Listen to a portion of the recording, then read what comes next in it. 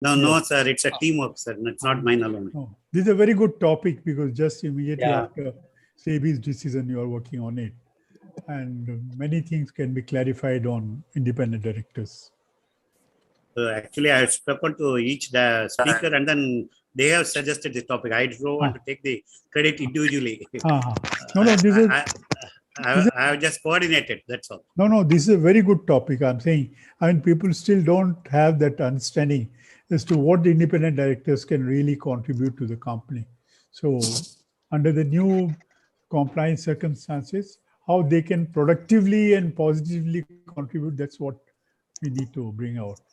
It's very good call. Compliments to you and to Mr. Sundarajan and your team.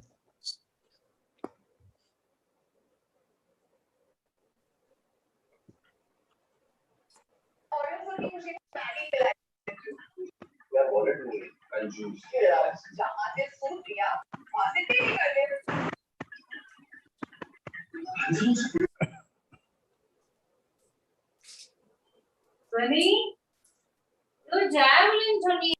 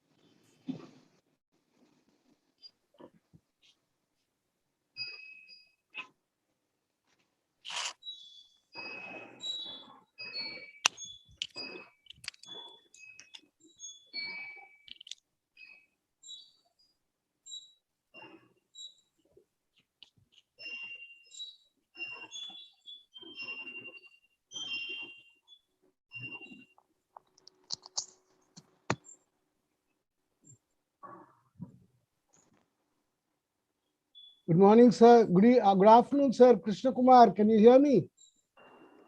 Yeah. Good afternoon, sir. Good afternoon.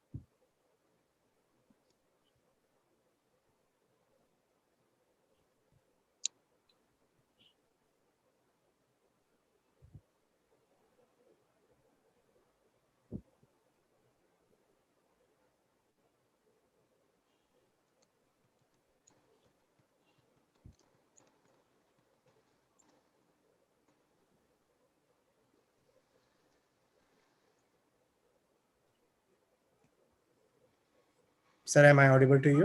Yeah. Yeah, Yes. you are, Yes. sir. You Am I are. audible to you, sir? Loud and clear, sir. Yes, sir. Thank you. Very good afternoon, Chaturvedi, sir. Yeah. I'm okay. So, Ravi, President will be ready in 5-10 minutes. President has already come and he is ready. Ready. Okay. There he is. Hmm. Sundarajan sir, I would request kindly unmute yourself, sir.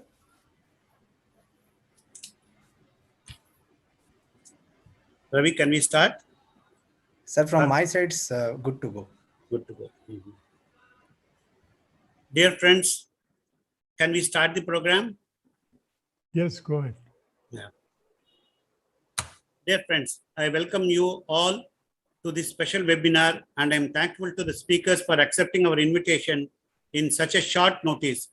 We are really honored by the presence of Sri Mahalingam, who will deliver his special address during this meet. I am also thankful to IOD's President, Vice President, CEO, and all regional heads of IOD and the distinguished speaker at this moment. IOD is also planning a director's conclave physical event in Chennai during September month and look forward meeting you all there.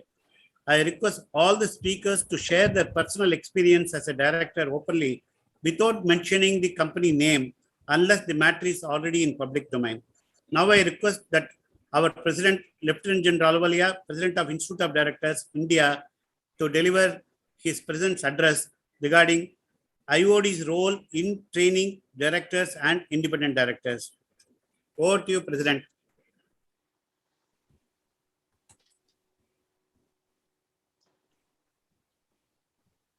Sir, President sir has not joined yet. Oh, somebody told me he joined. Okay. Sundarajan, what we will wait for President or we can start? I don't want participants to. I think we can start with Mr. Sundarajan, and then when President joins, we can have President address. Okay. Yeah. Mr. Sundarajan, I'm just going to hand it over to you. Mr. Sundarajan is well known. He is the chairman. Sundarajan is the former CMD of Indian Bank and independent directors in various companies, and also chairman of IOD Tamil Nadu Pondicherry. He will address us on emerging role of independent directors. Over to you, Mr. Sundarajan. Yeah. Good evening. Can you people hear me? Yeah. Yeah. Yes. Thank. Mr. Srinivasan, Ahluwalia has come. Mr. Ahluwalia has come. Can you check? Yes, sir, he has joined. Yeah. President sir, very good afternoon to you, sir.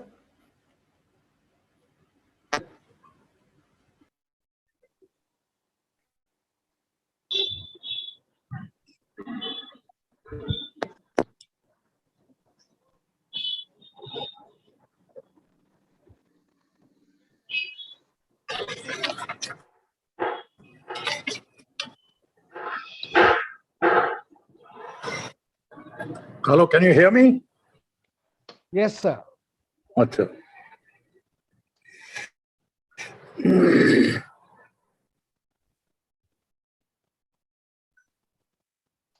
Welcome, President. Can I start, President? Yeah, thank you. Yeah.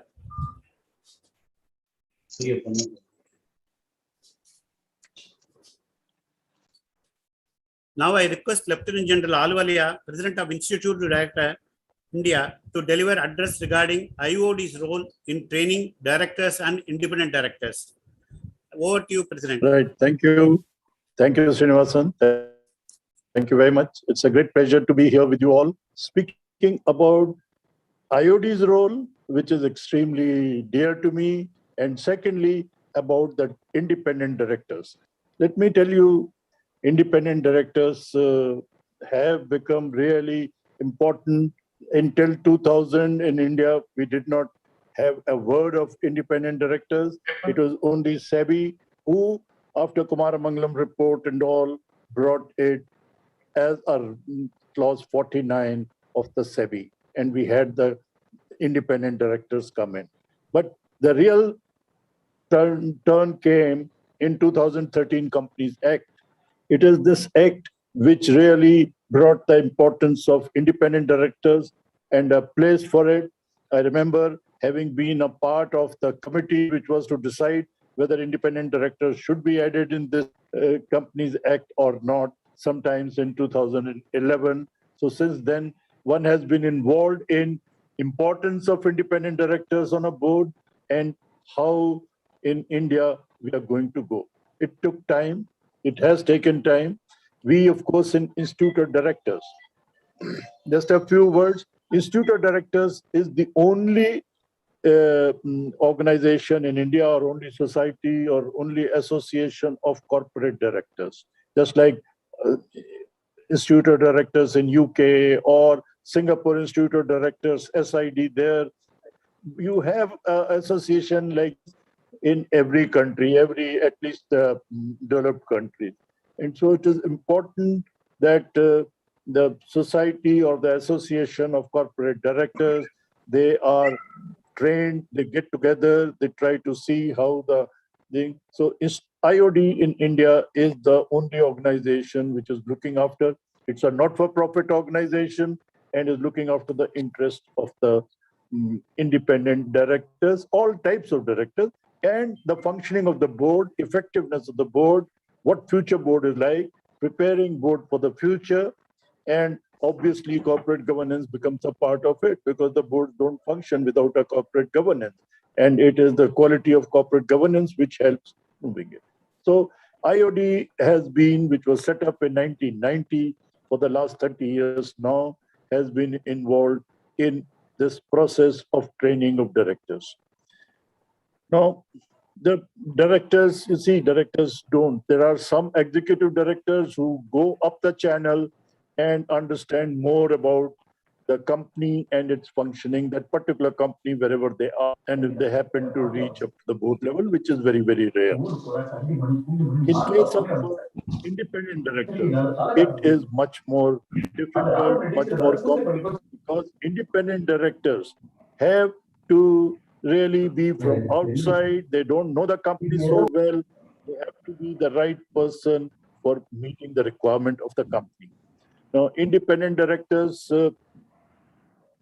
the present rule of SEBI, we will have more than 50% corporate directors as independent directors. As you know, the companies are to have minimum 6 directors, maximum of 15. I mean, number of these rules are there. The rule also now that a chairman and managing director have to be different bodies. Same person cannot really do, at least of the top 1,000 companies, listed companies in the country. So independent director become really important as far as that part is concerned. Now, independent directors, they have to be really trained so that they are fit. They know their job, because otherwise they will not be effective. They have a lot of role. And these roles have been added gradually from 2000 itself onwards, but from 2013 onwards, much more. And during the last, I would say, 3-4 years, in various amendments to this, it has become much more important.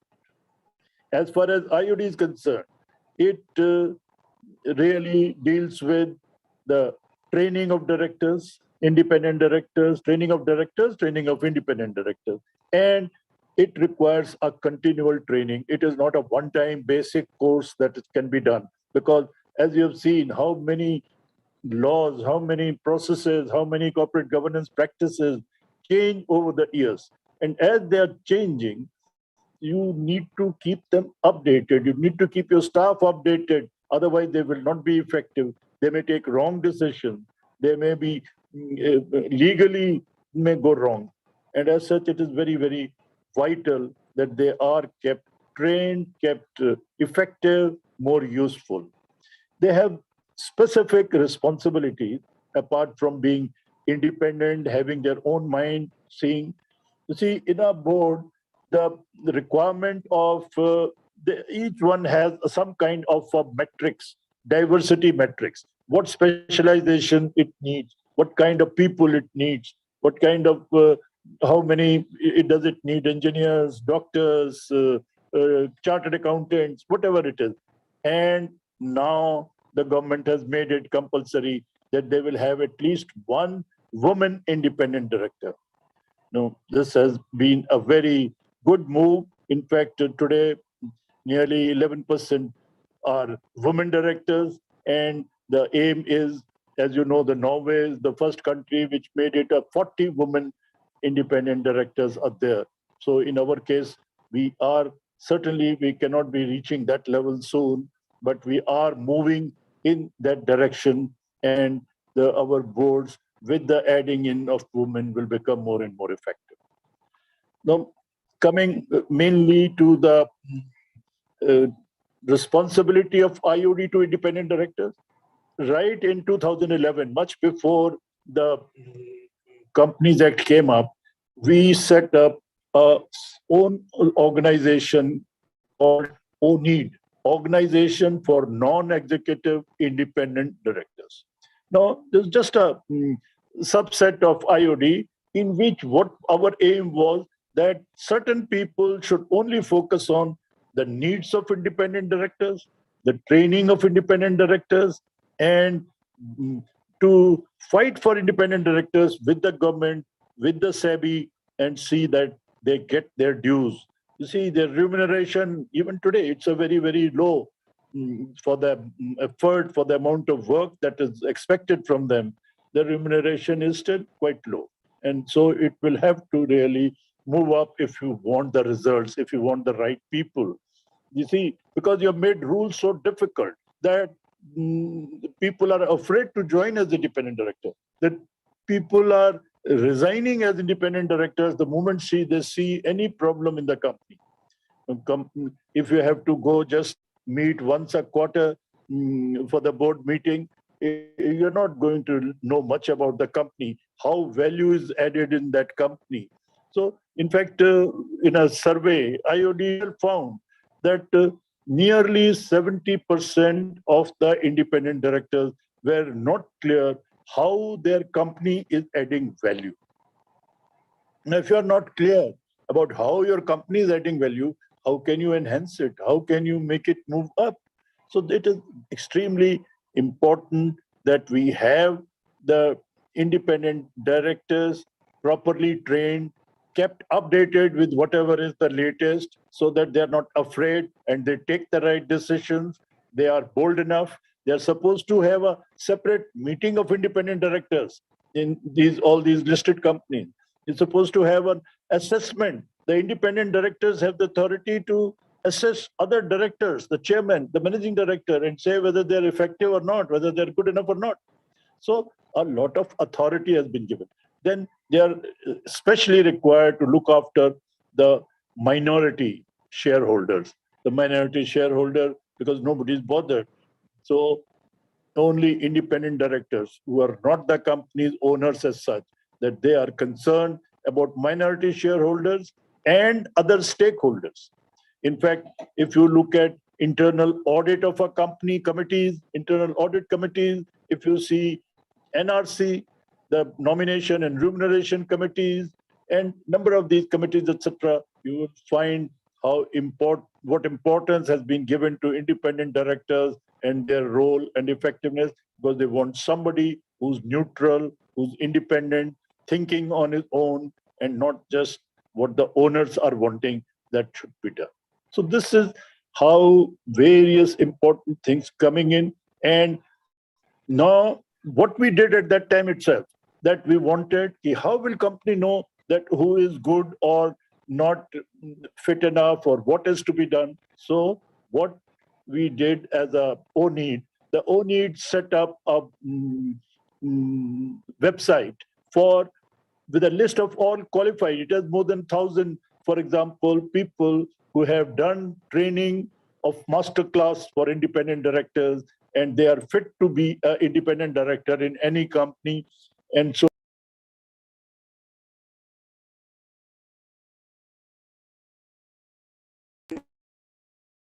to meet. So this is how ONEED was trying to help when the government had not even thought of anything about it, as to how the independent directors can be people, how can companies select, can trace them. Because even now, the government of India, when they need independent directors for their banks, they asked us, we need 5 independent directors, send us 15 names. And we had to really ask them, what kind of people you need? Do you need chartered accountants, or do you need lawyers, or what kind of engineers, or what kind of people are you having the gap which you want to fill? And they found it difficult to even fill up their own requirement of gaps as to what really is their need. It took them 3 months to come back and say what kind of people really are they needing. So we had started doing this in 2011 as an institute of directors to prepare people, prepare companies. They can directly just go to their, the same way, copying the same thing. The Companies Act said the government will nominate some organization to maintain a panel of independent directors, which will be mandatory for the companies to select out of that. That means they are qualified people only will be elected as independent directors, not your course mates or classmates or old friends. So that they have to be properly qualified, effective, knowing their role, and be able to do.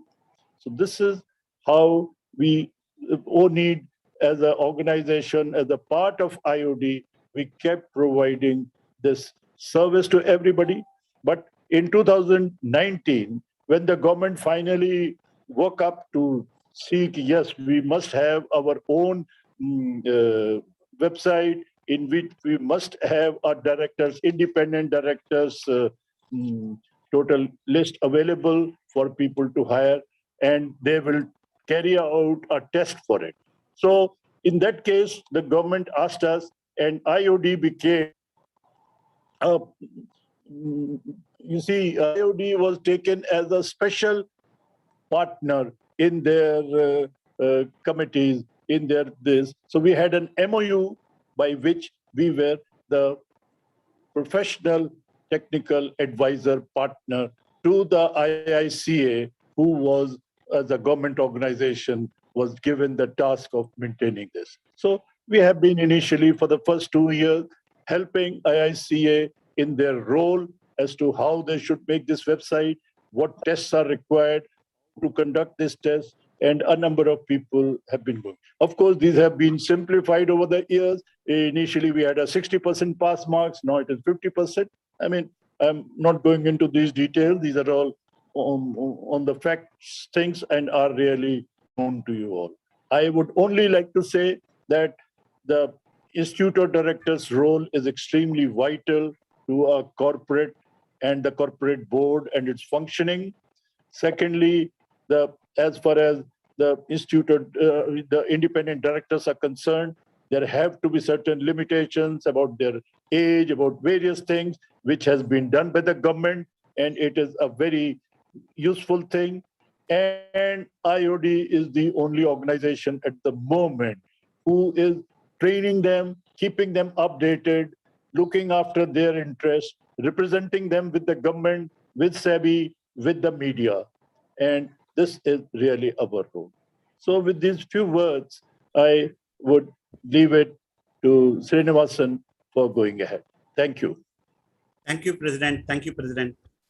I can add only one thing, sir. Before knowing even about independent directorship, when I started a company for a shipping company in 1994, apart from the parent company and the family member, I brought 3 independent directors known as Abraham, former Secretary Shipping, Captain Radhakrishnan, Yes. former CMD of SEI, Yes. and All, LIC. very much. They were involved them all right from the beginning. Yeah.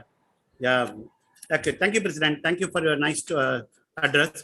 Now I'll hand it over to our chairman, Mr. Sundararajan. Mr. Sundararajan is a former CMD of Indian Bank.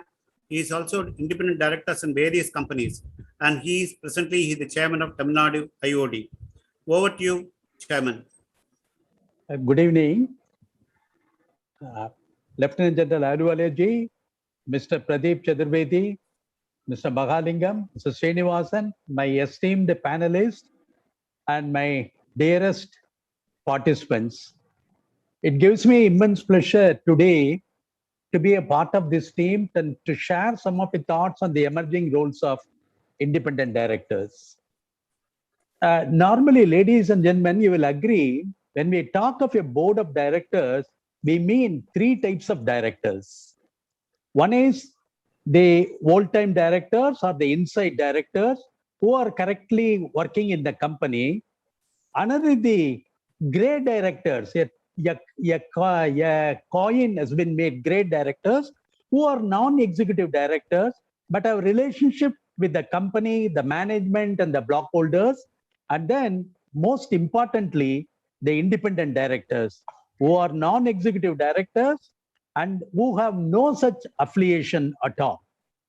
If you ask me, among the board of directors who are most important and whom the regulators are counting upon, among the board of directors, independent directors play an important role in protecting the stakeholders' interest. Why? Because they are independent. Their independence from the insiders, from the management, and the firm's business activities. As a result, the empirical studies also indicate companies which have more independent directors are more likely to be better positioned to protect the stakeholders' interests. Independent directors, by virtue of this expertise, the skills, their experience, can also support the executives, can support the management, in addition to monitoring the function. Because independent directors, being an outsider, can challenge the executives, can ask the question, can engage in discussion, can debate on the company's activities, and they can richly contribute for enhancing the management performance. And by that means, they can also improve the corporate governance, not only the corporate governance and also the corporate performance. Lieutenant General Anualji was saying that no, the independent directors were not aware of what is happening inside. I would say more it is due to non-involvement. They have to play an important role. Today, the independent directors, the role has become more challenging. My colleague, Mr. A.T. Krishna Kumar is going to address the challenges, so I'm not going to deal with it. Why it is becoming more challenges? It is because there is an intense scrutiny from the stakeholders, various stakeholders. There are greater demands imposed by the regulators and the regulatory requirements, and an increase in the overall complexity of the business environment in which the corporate India functions today. Ladies and gentlemen, go back in your scale. In March 2020, we were not aware that the industry or the economy is going to be subjected to a lot of things due to the COVID-19 pandemic. You will agree that the corporate governance ingrains the principles of transparency, ethics, and accountability in the day-to-day operations of the company. Several Indian companies, we should also put it in record, several Indian companies have high-quality boards and have implemented the governance practices which are way beyond those stipulated by the regulations. If you analyze what made them to do this, you can say promoters who have gone extra mile by having independent directors with diverse profiles on their boards. They always argue that the adoption of an inclusive approach to governance that take cognizance of the needs of the employees, shareholders, customers, communities, they result in organization becoming better in their business over long term. Most independent directors are independent. Are they? A question quite often arises. Many articles start appearing in the newspapers also. Are these independent directors independent? Most independent directors are independent from a legal standpoint. However, independent in substance is a different ballgame. The lack of true independence stems from the fact that most of the companies utilize the promoters or other board members' personal network to search and appoint independent directors. I'm sorry. Now, the government is also thinking of this. The IICA is also creating a panel of this independent directors from whom the companies can also take it. Depending upon this, IOD is also doing its might in this point. When a non-executive director is identified today, normally they apply two broad parameters. One is relationship with the promoters. Next is their skills and ability to add value.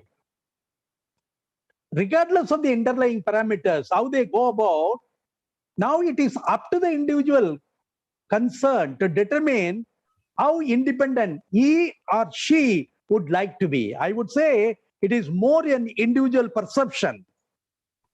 You can say the promoter is a friend. Okay, personal friendships outside the boardroom does not necessarily lead to independence being compromised within the confines of the boardroom, provided the individual is prepared to challenge and ask the right questions.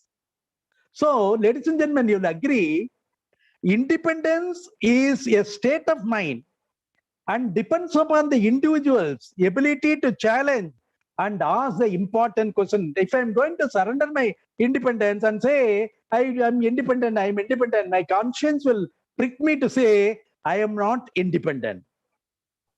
Promoters who believe in the value that a good board can bring do seek candidates who can challenge them. It is not as if always the promoters want a cozy man who do not write everything he says, yes, pass. No, it is wrong. Promoters who believe in the value that a good board can bring do seek candidates who challenge them and thereby improve the overall functioning. So independence, I mean, if you're a true professional, you will be independent.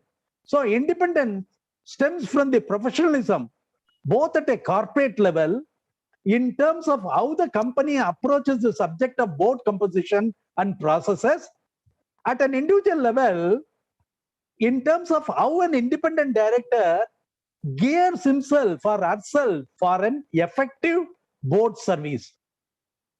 So, ladies and gentlemen, you will agree what is required of an independent director or independent directors, a diverse group of individuals, is to examine the issue, any issue, from a diverse perspective and add value to overall performance rather than merely examining the issue from a compliance angle. Now the question comes, okay, let me load my board with marquee names. Will it guarantee me the standards of corporate governance? Experience has also taught us that having marquee names on the boards does not guarantee better standards of corporate governance.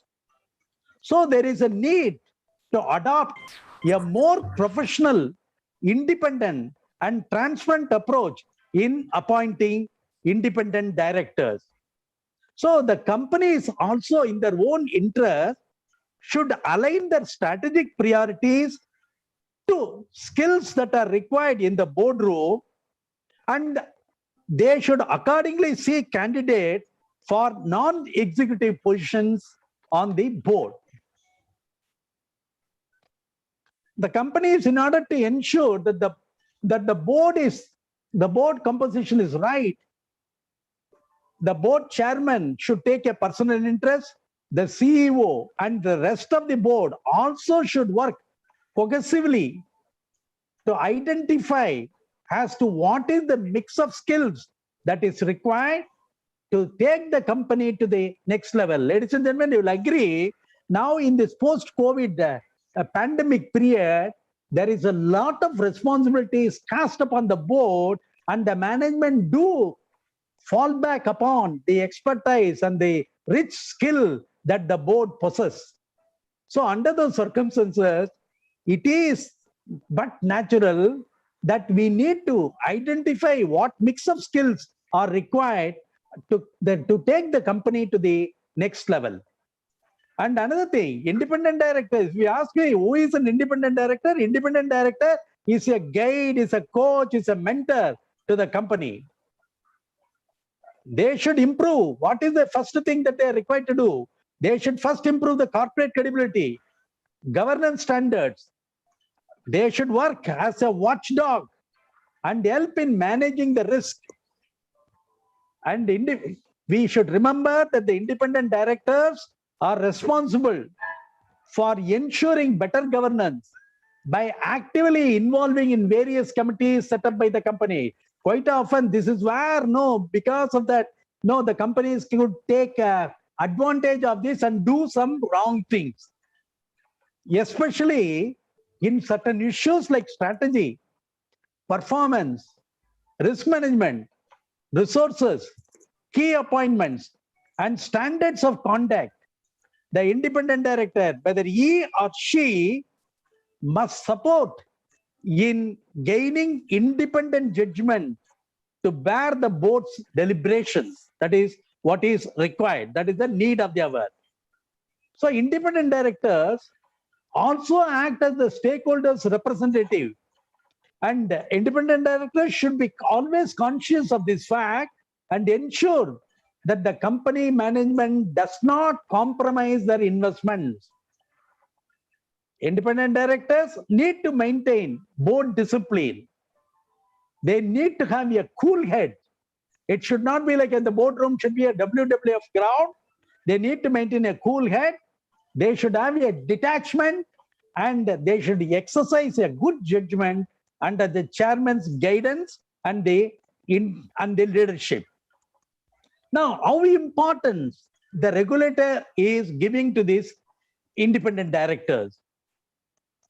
If you have seen few days back, the regulator, the SEBI, has inserted a new provision which states no independent director who resigned from a listed entity shall be appointed as an executive or full-time director on the boards of the listed entity, not only the listed entity, in its holding company or in the subsidiary company or in associate company. Not only that, are also on the boards of a company belonging to a promoters group, unless a period of 1 year has elapsed from the date of resignation as an independent director.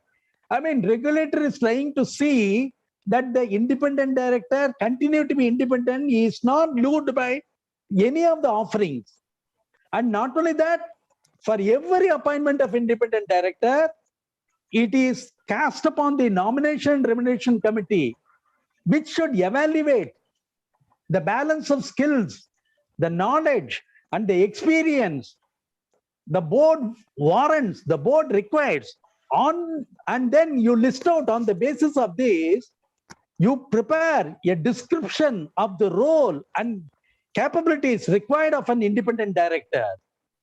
So when you are going to recommend, when the nomination remuneration committee is going to recommend, do this exercise and recommend a person to the board for appointment as an independent director, it should also counter-check what is the capabilities identified in such a person vis-a-vis what are the description that we have.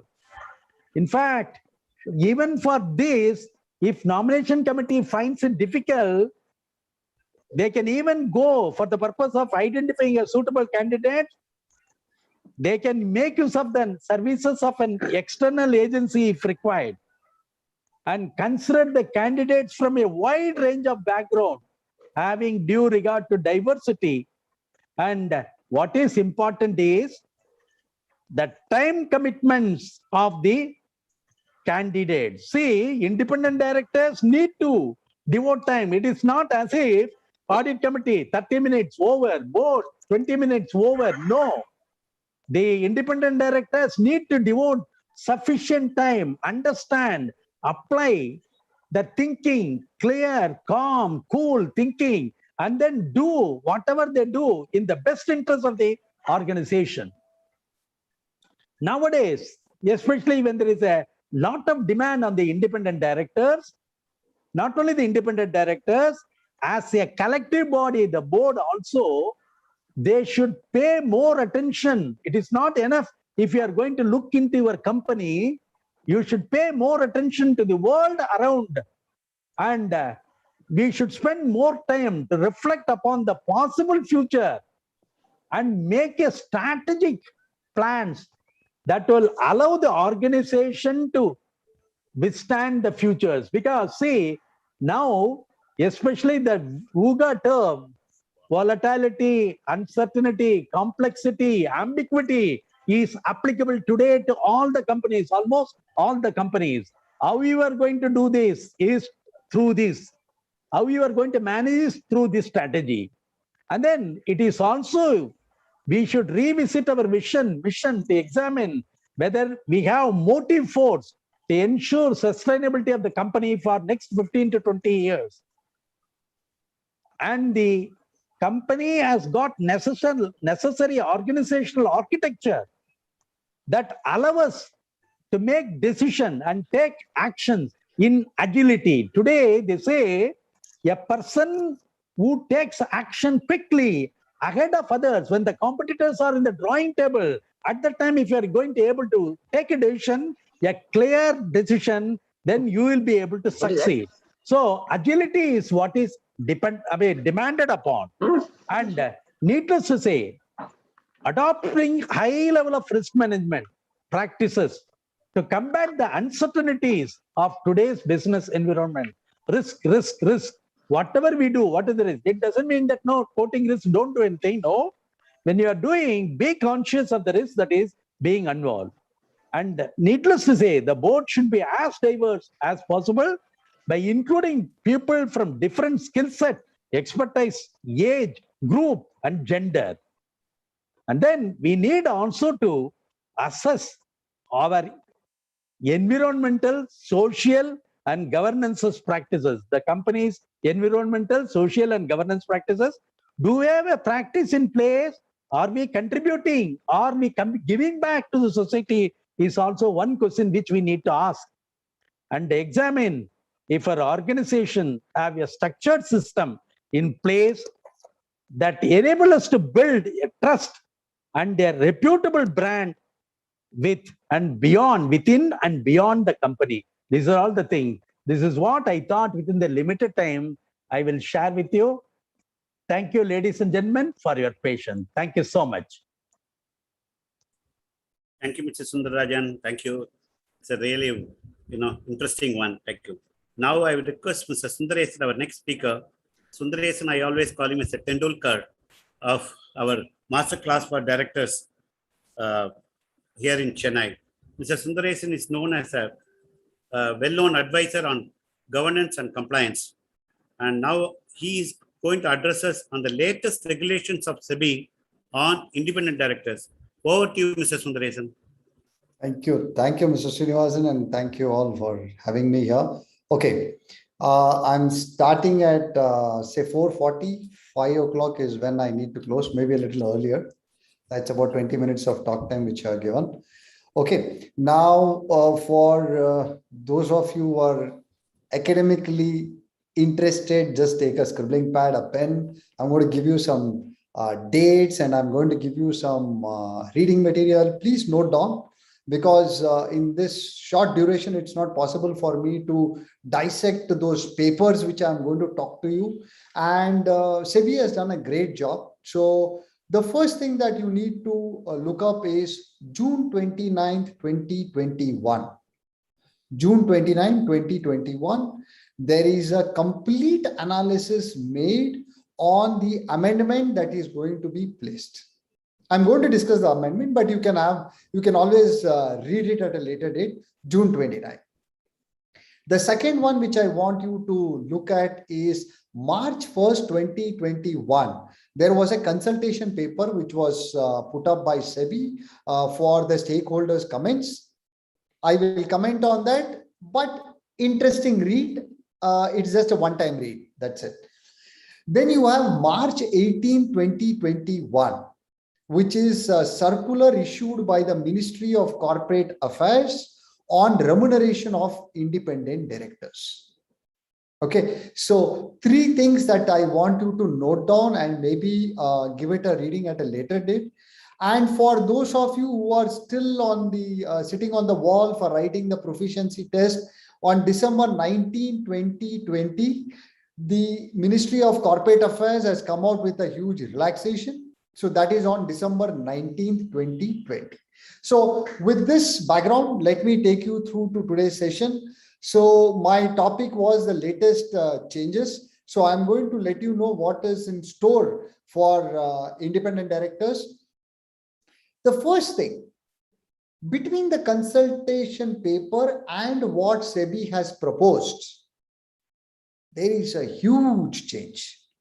Okay, let me take you step by step. The first one is appointment, reappointment, and removal of independent directors. Okay, in the consultation paper, they had brought in a concept called dual approval. You know what's a dual approval? I had written in LinkedIn some time back saying that I think there is already so much of confusion, but after reading the consultation paper, it adds to the confusion. Okay, what is it? So as an independent director, when you want to get appointed, you need to be elected by the shareholders. If the shareholders reject your appointment, then they give this independent director a second chance, which is to get voted by a concept called majority of minority shareholders. You know, first of all, majority is a problem, minority is a problem. Now in this majority of minority, which means technically speaking, you have to go again for voting. This is like our election repoll, you know. I mean, so you go back to the shareholders. Minority shareholders' votes only will be taken into consideration, and on that, the majority of them should have voted in your favor. Such a difficult thing for people like, you know, in the industry to understand. So leave alone the techies sitting out there. So understand this is a dual approval. Thank God, the final proposal does not have this. So what does the final proposal have? It says appointment, reappointment, and removal. All the three should be passed only by a special resolution. Clear? Now, my dear friends, you know, of course, this is time immemorial. There has been a Cold War between Ministry of Corporate Affairs and SEBI. Okay, forget it. I mean, I'm not getting into the politics of the problem, but looks like if you're a listed company, you need to only rely on SEBI LODR regulations. Why? Because Companies Act, appointment is by ordinary resolution, reappointment is by special resolution, removal is by special resolution. So I think there is some mismatch. Again, SEBI in its proposal has come out and said, listen, the Companies Act also has to be amended in line with the SEBI LODR requirements. So friends, let me repeat for you the first one: appointment, reappointment, removal. All the three will be by way of a special resolution. Please note, promoters can also vote. So that takes us to the story of Wipro, which is a published information where Srinivasan very clearly said, discuss only what is published in the newspaper. So I'm playing it safe. So Wipro is a case which was published in the newspaper where independent directors appointment was questioned by the proxy advisors for a simple reason that the reappointment of two directors were made after the expiry of their original period. Which means what? A very simple example. Suppose Srinivasan is appointed as an independent director of Wipro and his appointment had come to an end on June 30th. Then Wipro, not only Wipro, my dear friends, there are so many companies which have done this blunder. So what they did is, in August, when their annual general meeting came, they all appointed the directors, independent directors, with a retrospective effect. Now, English is a very funny language. Now, lawmakers, of course, miss out a lot of these things. And the only interpretation that companies like Wipro and others took to save the whole situation was, there is no specific word called prior. Prior, just one word, which means since prior was not there, they went ahead and appointed. But technically speaking, if you were to ask me, I would say it's wrong, because on that particular day, June 30th, Srinivasan's tenure is over. He is gone as an independent director. His appointment cannot be ratified. Okay, of course, that's my personal view. So that is the first one. Clear? And the second point on that is, the reappointment or appointment or removal, the resolution has to be passed within 3 months of such decision or general meeting, whichever is earlier. Okay, so the first point I have clarified some of these issues. Clear? Now I take you to the second one. What is the second one? Very simple. It very clearly states that role of NRC. What is the role of NRC? Now it's amazing that SEBI has brought out what the paper that I told you, June 29. Please read it. It's a very lengthy paper that they have brought out, dissecting why, what is the stakeholder response and why they are bringing it. It's beautiful. In that, they have very clearly listed out what is the NRC role, how they will appoint the independent director. Now, what they have said, for the purpose of identifying a suitable candidate, an external agency can also be used. But I know most of the 95% of the appointments go through referrals or networking or whatever you call it. Next, what they have said is diversity has to be kept in mind before going ahead and getting yourself, identified, which means more on the woman related role. Diversity doesn't stick on only woman related. Now, please understand, there are things like experience, there are things like expertise, domain language, domain expertise.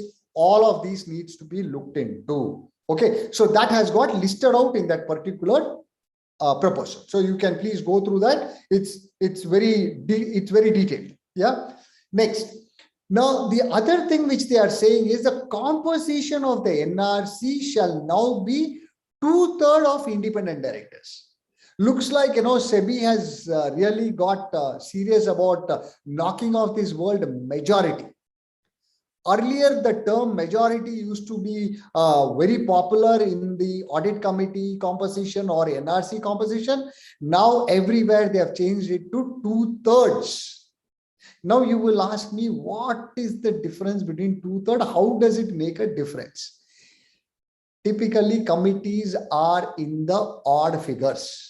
If you have a calculator, just try and do this for me. It's so easy. I'll give you an example. If 5 is a number, majority would mean 3. 2/3 would mean 4. Are you getting the point? So, good job. Maybe out of 6, if you really look at an even number, it doesn't have a big impact. But for an odd number, this 2/3 plays a very important role. So 2 takeaways on NRC. 1, the independent director has to be completely screened before appointment. And number 2, the composition of the NRC has to be 2/3 of independent director. Okay, next. Mr. Sudharajan just said, cooling off period. Now, what is this cooling off period? In 2 places, SEBI has made these changes. One is the definition on cooling off period, and the other one is what he beautifully explained. So I will not explain it further, but I will touch upon that. The first one, which is on the cooling off period, is very simple.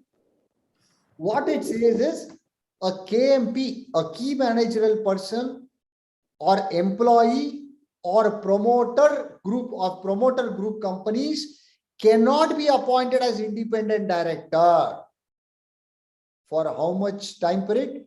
3 years. Clear? Now this 3 years, earlier it was 2 years, now they have made it 3 years, which means this has been harmonized with Companies Act. So all over you will find that if you were working as a CFO, if you're working as a company secretary, if you were working as a whole-time director or as an employee or relative, you cannot be appointed as an independent director for a period of 3 years, which means a gap between your exit and appointment has to be 3 years. So this is what cooling off period is in the definition of SEBI. Simple. So it's no big rocket science. Next, the other cooling off period, which he said, independent directors. Now I'm coming to that. The most beautiful and what I love to speak on, the resignation of independent directors. My dear friends, I don't know. If you read the consultation paper, you will be amused. Why am I saying amused? Because it is very clearly said your resignation letter cannot contain the words preoccupation, other commitment, personal reasons. So preoccupation, other commitment, another 3. Apart from these 5 words, you can use any other word. Okay. I mean, looks like, there are only restrictions on this, but resignation is such a lovely thing. It's the art of resignation itself is a separate session, let me tell you. So what SEBI says very simple is, an independent director cannot exit without citing a proper reason. Now, when you're talking about a proper reason, you have a Jet Airways where somebody has not even given a reason. You have another company where the person has said CSR was diverted to a related party, hence I'm resigning.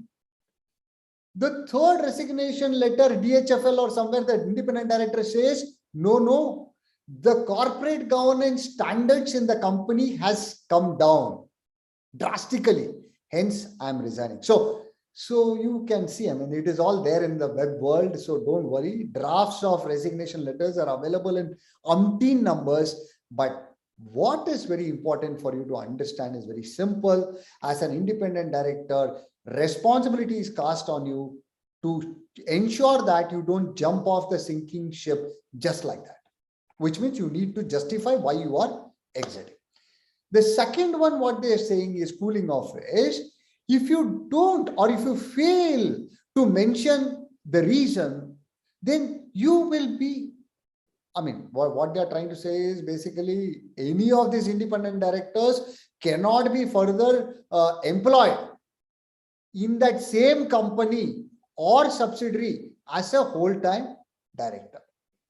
Clear? There is one more cooling off, which is in the consulting paper, you would have a serious penalty for the person who has not cited the reason for exiting. Fortunately, in the final proposal, it is not there, but in the consulting paper, there is some penalty, right? So 2 takeaways on resignation, very important. Point number one is all resignations of independent directors, the reason has to be cited in the resignation letter. Point number 2, an independent director who resigns cannot be appointed in the whole-time capacity in the company, subsidiaries or associate companies or whatever. So that is the second takeaway that you need to understand. Next one. This is on remuneration. Lovely. Many a times people have come and asked me, what is the minimum remuneration? Friends, there is a lovely circular which I have already given you, Ministry of Corporate Affairs. So all that SEBI says is, look into the Ministry of Corporate Affairs circular for paying any remuneration. Now, what is that circular which has come in? Very important. It talks about loss or inadequacy. Now, can I pay a independent director? Yes. Earlier there was a problem. Now it is clear saying minimum of 12 lakhs or maximum of 12 lakhs is what you can pay an independent director. Clear? So remuneration has undergone a great change, both in terms of Ministry of Corporate Affairs and SEBI. So basically we are just asked, but in the consultation paper, I was so happy that they were planning to bring ESOPs back, or stock options back. But unfortunately, the response from the stakeholders were not great. Hence, SEBI has decided that stock options will not be made available to independent directors.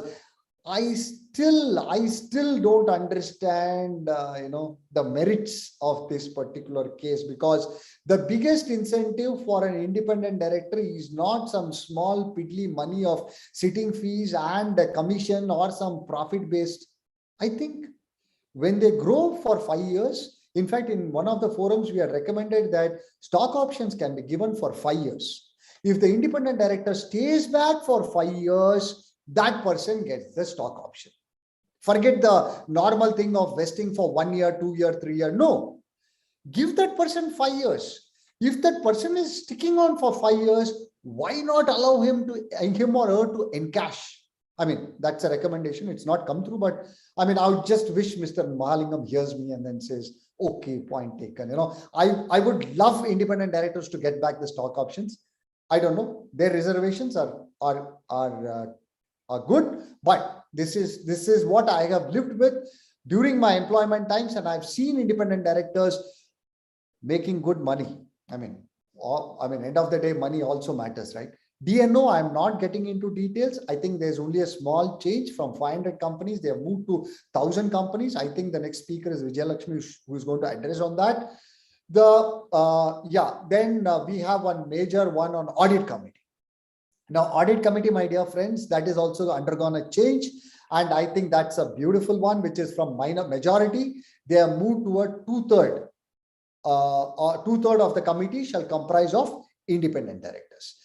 Again, my suggestion, since Mr. Mahalingam is there, I think we should look at audit committee with only independent directors. I think even one person sitting inside the boardrooms where audit committee meetings are going on and a management representative is there, I don't see full justice. So that is another thing which, of course, because this is a forum where I can recommend, I'm just recommending. So audit committee, full independent directors, 3-on-3 minimum. And then, of course, stock options, if it can be brought back, great. And then, of course, recommendation is there for appointment through special resolution which has to sync with the Companies Act. I think that has to also happen simultaneously. Otherwise, it would become you or me between SEBI, LODR, and the Companies Act. So these are three things which were not up to the mark from my side, from an academic analyzing this proposal which has come in. So this was what was the latest. And of course, to leave you with some more good points, very simple. You have this, this MCA circular which has come in on remuneration. Please, my dear friends, if you have time, go through it. It's something amazing. I think there's a lot of opportunities for independent directors who thought that a loss-making company cannot pay, and this is a great move. And I think you can be paid. I mean, leave alone the sitting face. I'm talking about real-time money. So I think these are some of the immediate changes which has come up for independent directors. With this, Mr. Srinivasan, I stop. Thank you for the opportunity.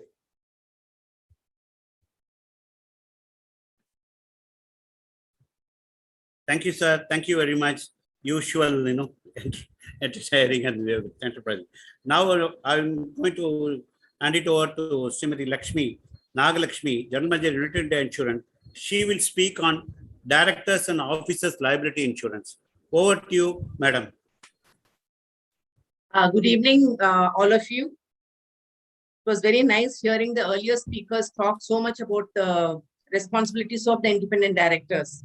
I too learned a lot, and I will briefly tell you about what the directors and officers liability policy covers.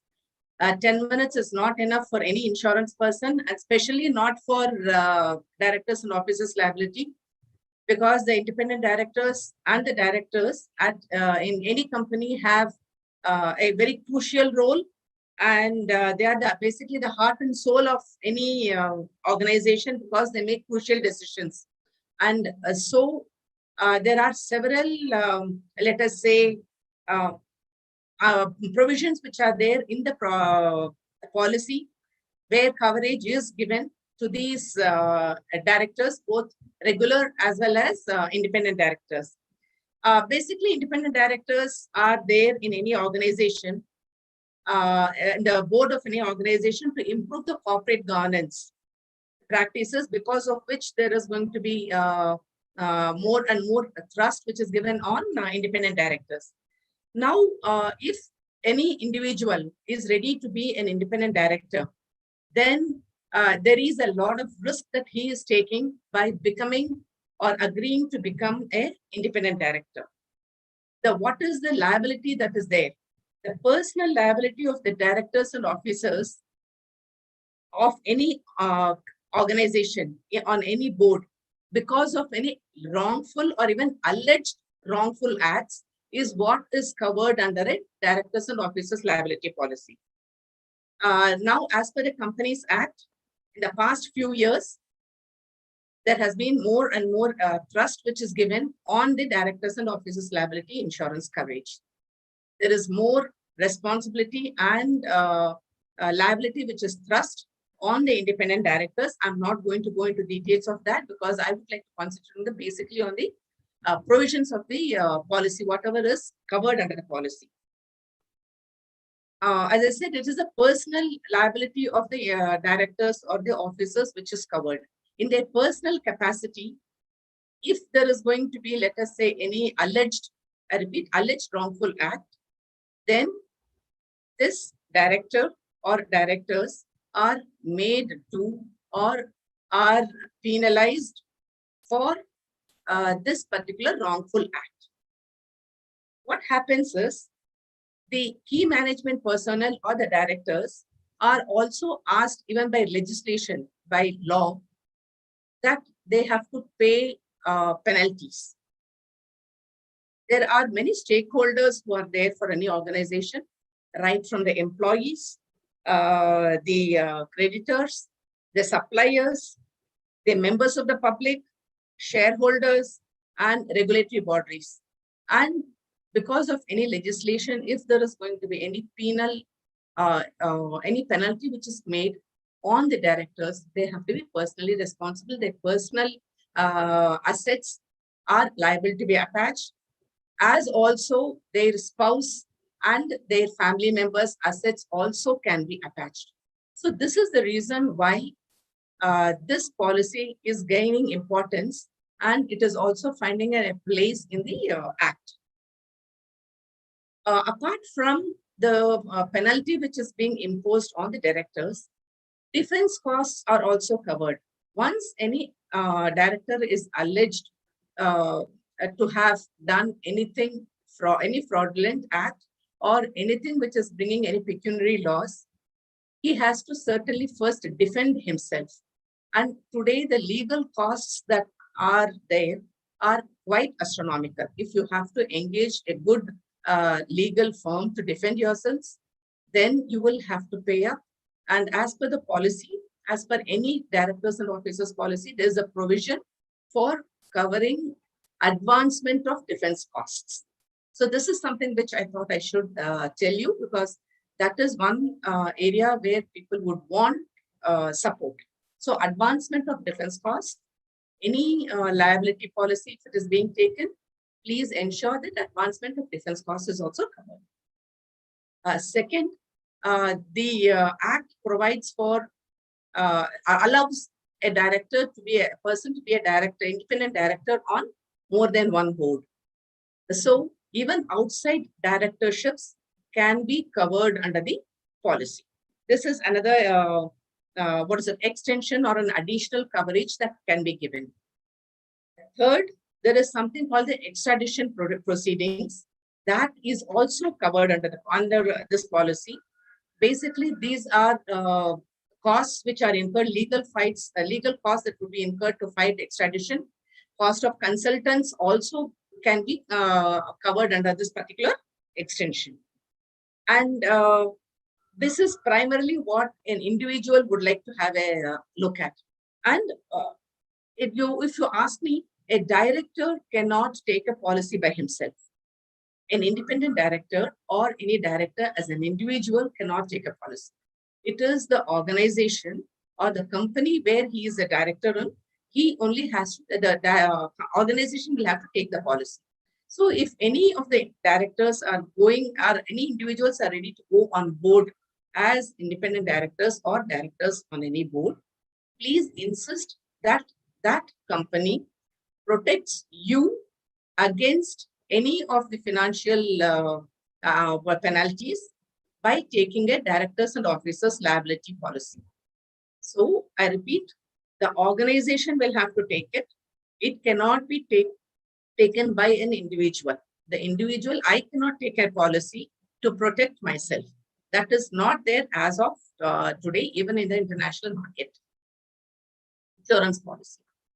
And this insurance policy, what does it cover? There are three broad sections to it. One is section A that covers the individual director, the independent individual as such. Second is the side B cover, which covers the compensation which the company will have to give, the reimbursement which the company will have to give to the independent director. And the third is called the side C, that is the securities coverage or the entity coverage. If the entity is also sued by any of the stakeholders, then the side C cover kicks in. So when you're talking about side A cover, which is the independent individual director, then there is no deductible or there is no retention. Whatever expenses are incurred by the director directly can be paid to the director himself. As far as side B, which is talking about a reimbursement of the expenses by the company to the director, there's a retention, which means the company will have to bear a certain portion over and above which the insurance policy will pay.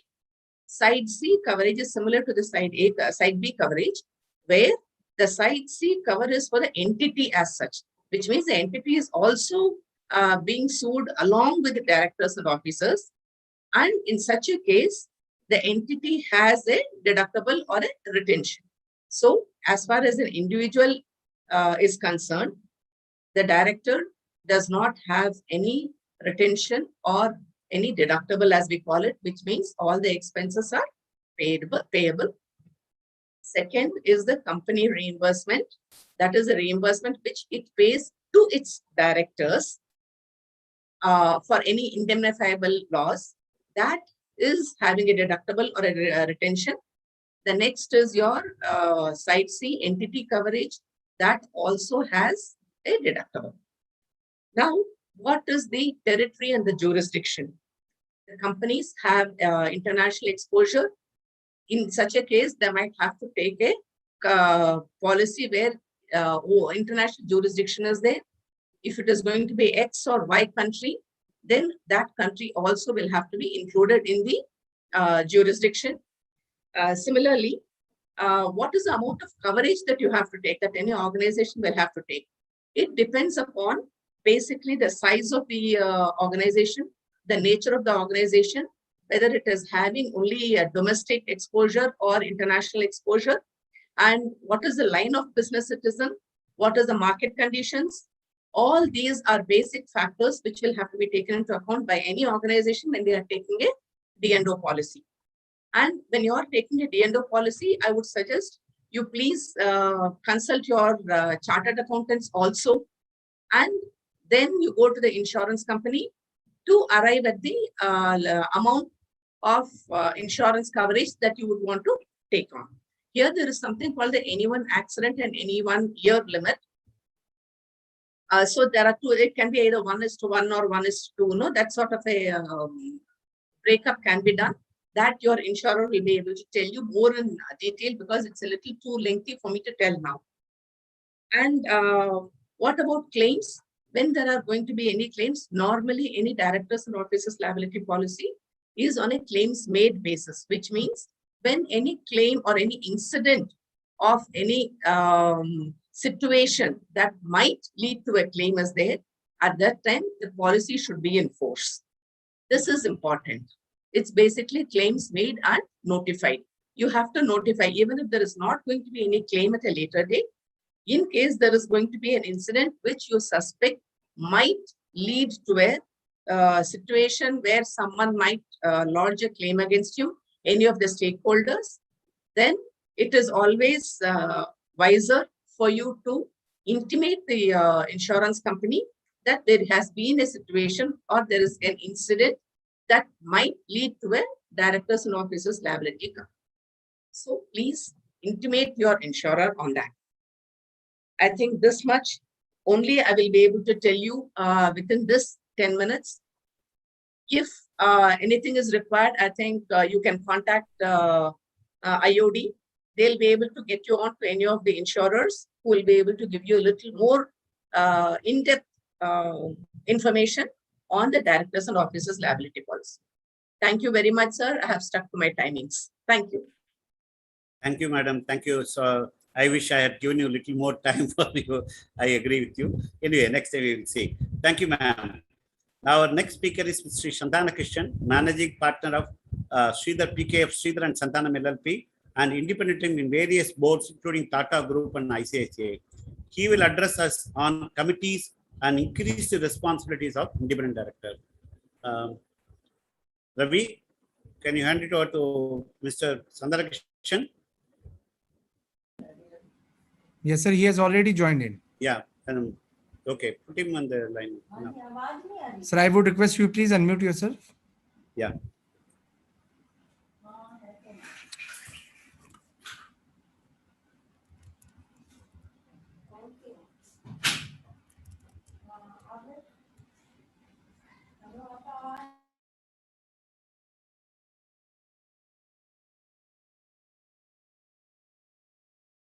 Sir, I am unable to find his name in the participant list.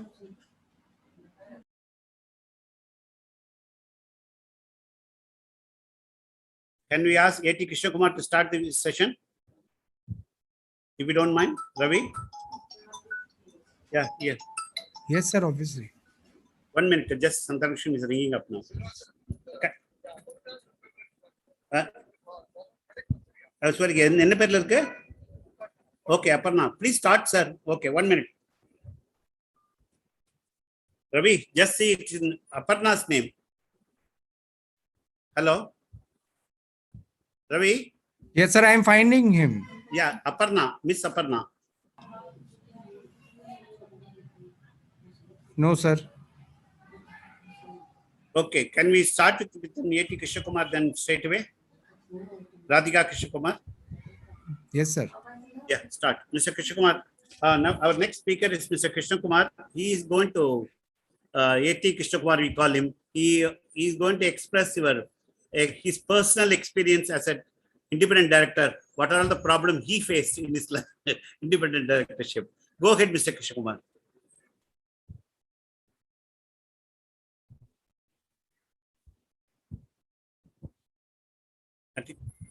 I think Krishna Kumar, you are not you are unmute.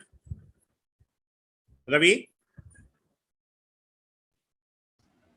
Sir, he can unmute himself. I have given the right to him. Okay. ATK, you have to unmute yourself.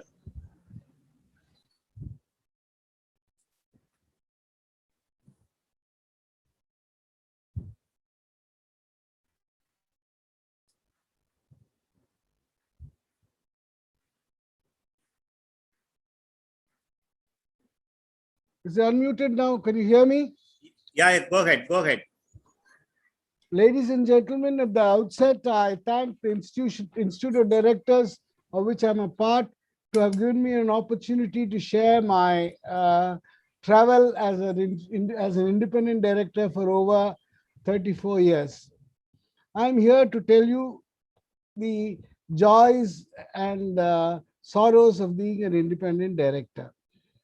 See, what makes a company choose an independent director in the first place? This could be because some company wants to comply with the regulations. It could be that a company wants to choose a person of repute who can bring value to the company and enhance the company's prospects with his knowledge and connectivity. And sometimes they want a big name which adds credibility to the company as image, as a good corporate management outfit. Then what makes a person want to become an independent director? That is also very important. See, being an independent director, one feels is a recognition of the professional excellence. They feel they can contribute to the growth of the company with their experience, because most of the companies, if it's an individual company, their experience is restricted to themselves, and it's like a horse with blinkers sometimes. Whereas an independent director brings a wealth of knowledge. He has a macro view. He is not so passionate and involved, so he can give a dispassionate view about the running of the company. Certainly, it's an ego boost and a prestige that you are an operator, you're on the board of a company and things like that.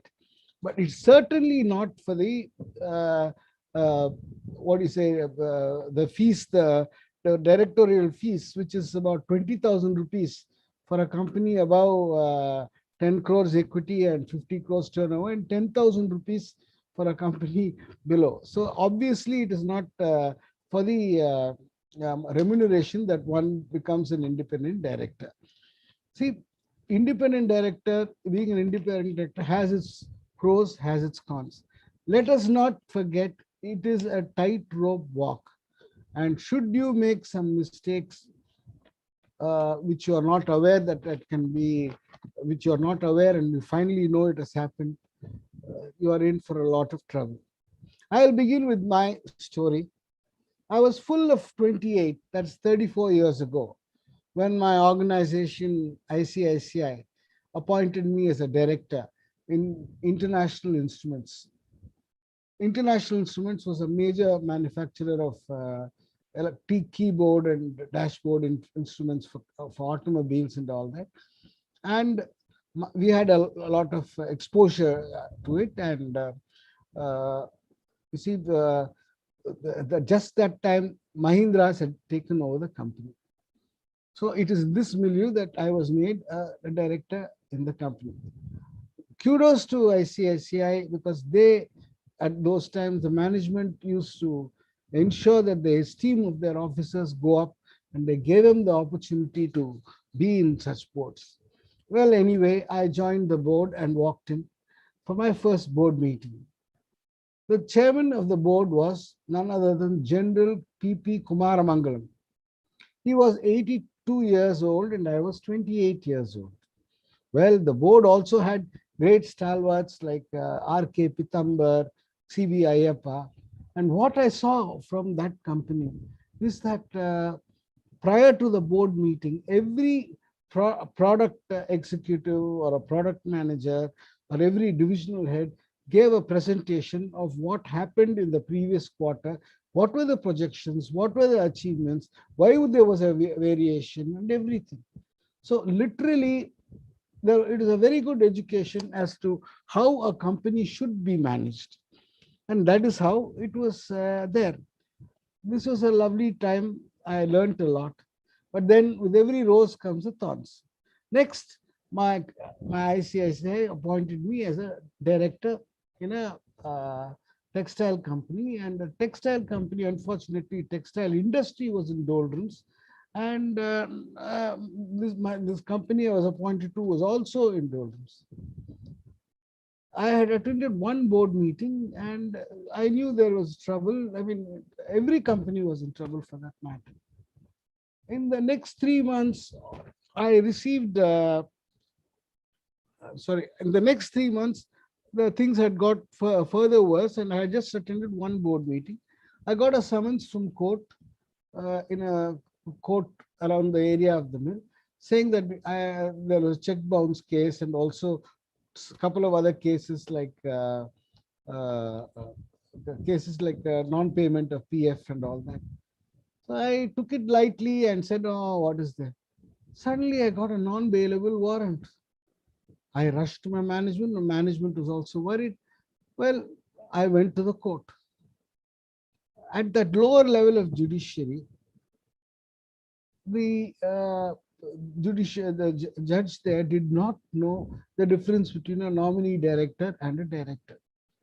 He said, no, there's no difference. You pay. You better pay. Otherwise, you will face arrest. I will do this. I will do that. And this was something which was there. Luckily, I had big lawyers fighting for me because I belonged to an institution. Suppose I was an independent director, not belonging to an organization, what would have been my fate? I would have had to pay for my defending myself, and that would come at a high cost. It is indeed risky to be a director because the rules are not known to everybody properly. Next, I would like to say, there is no company which goes up and up and up. There are ups and downs, ups and downs. What was a blue chip 3 years, 4 years ahead, now need not be a blue chip. What do? You join the company when it is a blue chip. Okay, for 3 quarters, for whatever reason, macro, micro, global, any reason or government regulations, the company starts making losses for 3 quarters. What do? Do you say, oh my God, there'll be problems, there'll be defaults, the banks will make it an NPA. Why should I be involved? Can I just resign because of that if I'm an independent director? Are independent directors? Yes, it's the beginning of a lot of problems that will emanate. This happened, the fixed deposit was not paid. All those are recurring problems once there is a liquidity crisis. So at that, which point do I resign? Do I say, oh, there's a problem, why should I bother? I'll just resign. Am I to be a fair weather director? No, but let us face it. There is no brownie points for any director for sticking out and trying to help. This I found out to my own peril personally. I became a director in a blue chip company as an independent director. I was so proud that I was selected. At that, in the late 90s, the company did a turnover of 350 crores. Okay? 350 crores of profits, and 20 times the net worth. There was a private investor investing. Then the promoter suffered from a terminal illness, and he couldn't attend office, no board meetings, nothing, and the slide began. Well, can I say, well, the managing director is in a hospital, should I say, no, I anticipate problems, I want to resign. Why should I? What is there? After all, what is this sitting fees I collected?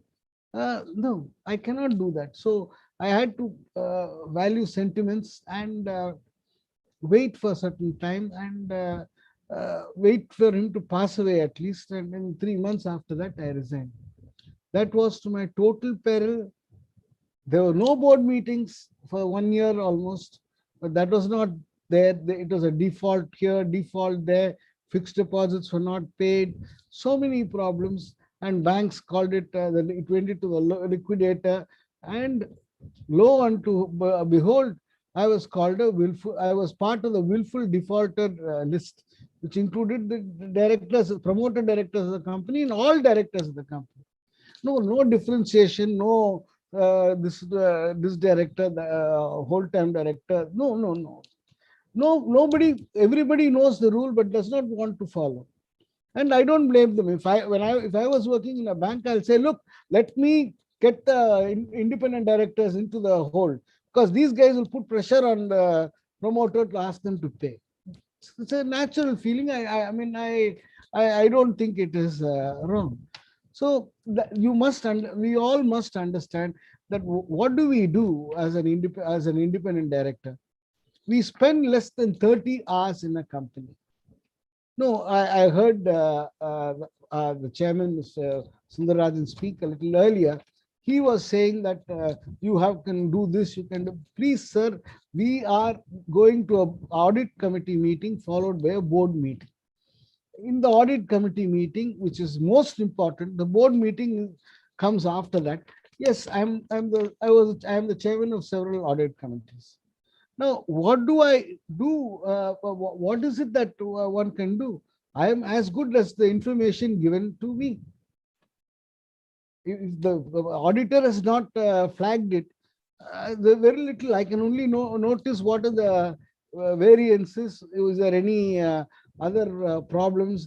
All those things I can say. The variances, the ratios are in place, and all we can do is to ask the finance head and the whole-time director to give a certificate that everything is in place and all the statutory regulations have been met. What more can I do? An independent auditor, independent director is not a deep dive forensic auditor. What can he do in 6 hours and into four meetings, 24 hours, maximum 30 hours a year? And the independent director, he or she is held culpable totally. The line of delineation between a whole-time director and a regular, and another director is just not there. It's just not there. It is very, very thin. People go here, there, everywhere, and we don't know what to do. That we face problems everywhere. And that is the whole problem. You see, long ago, Rumapal, Justice Rumapal had passed section 149(12), where she said that the benefit of doubt should be given to the non-whole-time directors, and they should not be persecuted unless there is a strong case against them. This does not seem to have come down. Even now, income tax and all directors are held responsible. No, there is no wall. No, every time the onus is on you to fight and prove that you are innocent. I'm not guilty till I'm not innocent to prove guilty. I'm guilty till I'm proved innocent. And every time, and if God forbid, if the government, if the company doesn't support you, it means a lot of it means a high legal fees that you have to pay to defend yourself. That has happened to me several times when there's the company and the managing director has died. Who is going to pay the legal fees?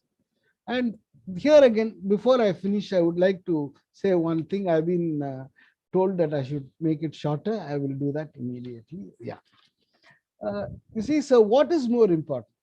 Is it domain expertise or knowledge of the law?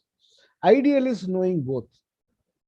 But I would say, as a person who's been through for 34 years, I've been in nominee director for more than 15 companies. Of course, after the draconian laws came, I resigned from everything. I'm now in the board of 3 companies where I'm very sure of the promoter and his integrity. Otherwise, anything can happen anytime.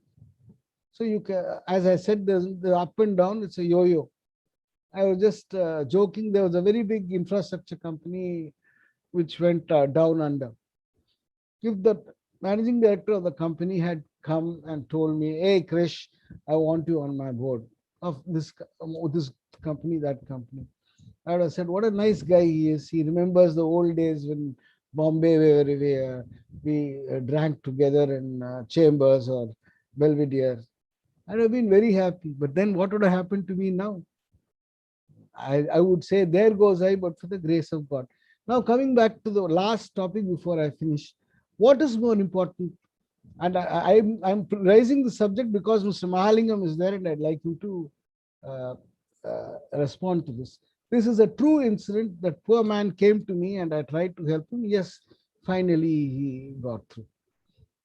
There was a veterinary college professor who joined an agro company. Okay, he's a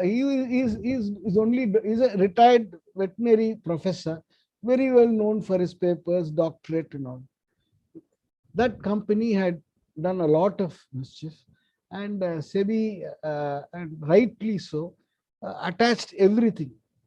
That it did not say this is an independent director, he is a domain expert. No, everything, wherever his signature, including his NRI daughter's locker where he had a signature, all of them were attached. Finally, he went, thank God he went to SEBI, where there are people like Mr. Mahalingam who give a fair chance to everybody. He had to go and appeal to the SEBI, and he got absolved. You know why? He got absolved mainly because he was not there in the at that particular board meeting where all these decisions were taken. God forbid he was in the board meeting. There is, "Sir, we are planning to take a fixed deposit, sir. We are going to grow." This poor man would have said, "Very good, very good, very good, very good." I would say today, even if you go through the IICA or whatever, MFD, I've gone through MFD, and surprisingly, after being a director in so many companies, I learned so much from the MFD. Anyway, that apart, that does not make you an expert.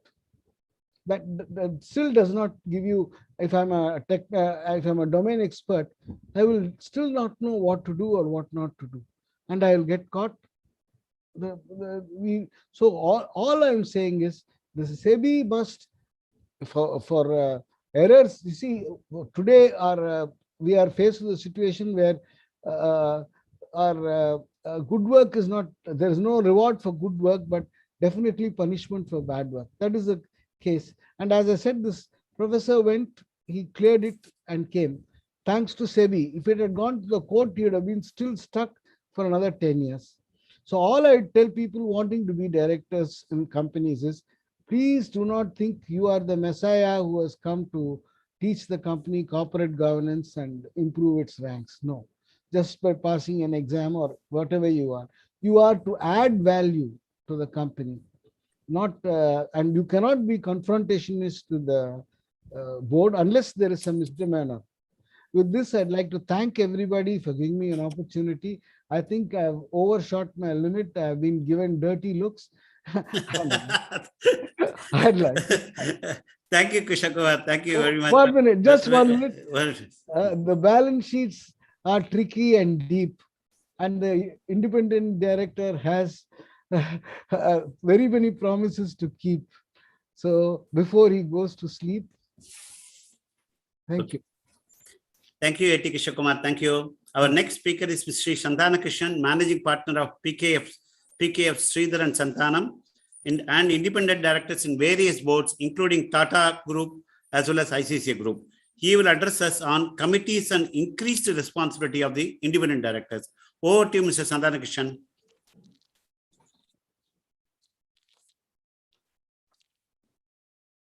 Hello.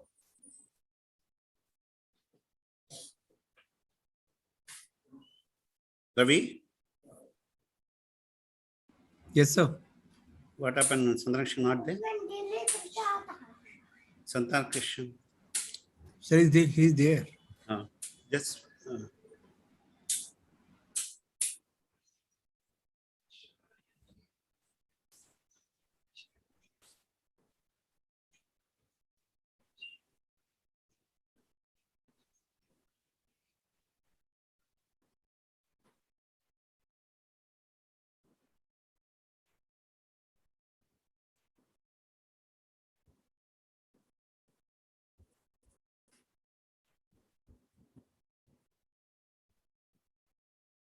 Hello.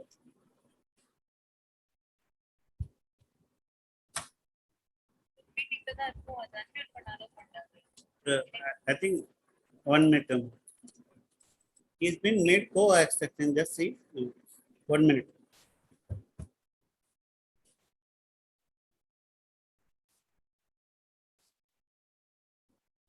Ravi, I think he's not able to unmute. You unmuted him.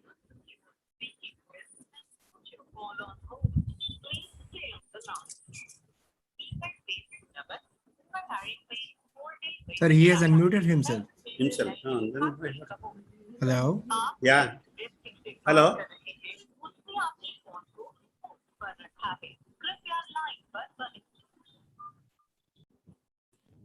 Yeah, you can talk. I'm unmuted. Sir, thank you very much. No. Thank you very much. Yeah. Go. Sir, go I ahead, know sir. I've been given a limited time, Yeah, but go I will ahead, sir. limit myself further, okay, to 5 minutes. No, 10 minutes. You can have 10 minutes. If Mr. Mahalingam approves, I think 10 minutes you can take it. Is it, sir? Okay, sir? Mr. Mahalingam is waiting, no? I don't want Yeah. him to wait. Yeah. I don't want him to wait, okay? Anyway, thanks and very thought-provoking speech by Krishna Kumar and others. So I'm not going to contradict, but I'm certainly going to give some confidence about independent directors. The topic assigned to me is on the committees and the board and the corporate governance. I think SEBI has done an enormously great job, particularly more recently, that they have come out with a very good regulation supporting the independent directors. They have said 2/3 of the, you need 70% of the vote, and 2/3 of the directors should approve financial statements and your RMC remuneration committees, audit committee, related party transactions. I think SEBI has done its part very, very well, supporting independent directors towards goal of good governance. Obviously, I know that Krishna Kumar was lamenting that you are only given 24 hours and you have to do 5 committees and you are still expected to do it. And the first and foremost is the independent director should be endowed with enormous amount of common sense. He should ask relevant questions. He need not know relevant answers. We are not experts. So all that I need to ask is a very relevant question and the relevant answers you are not expected to know. That's one. The second is the committees have been strengthened so much. No one's faced only 24 hours. If you don't understand, spend more time. I think remuneration levels have gone up considerably now, both in terms of the sitting fees, commission, and SEBI has also allowed some ESOPs.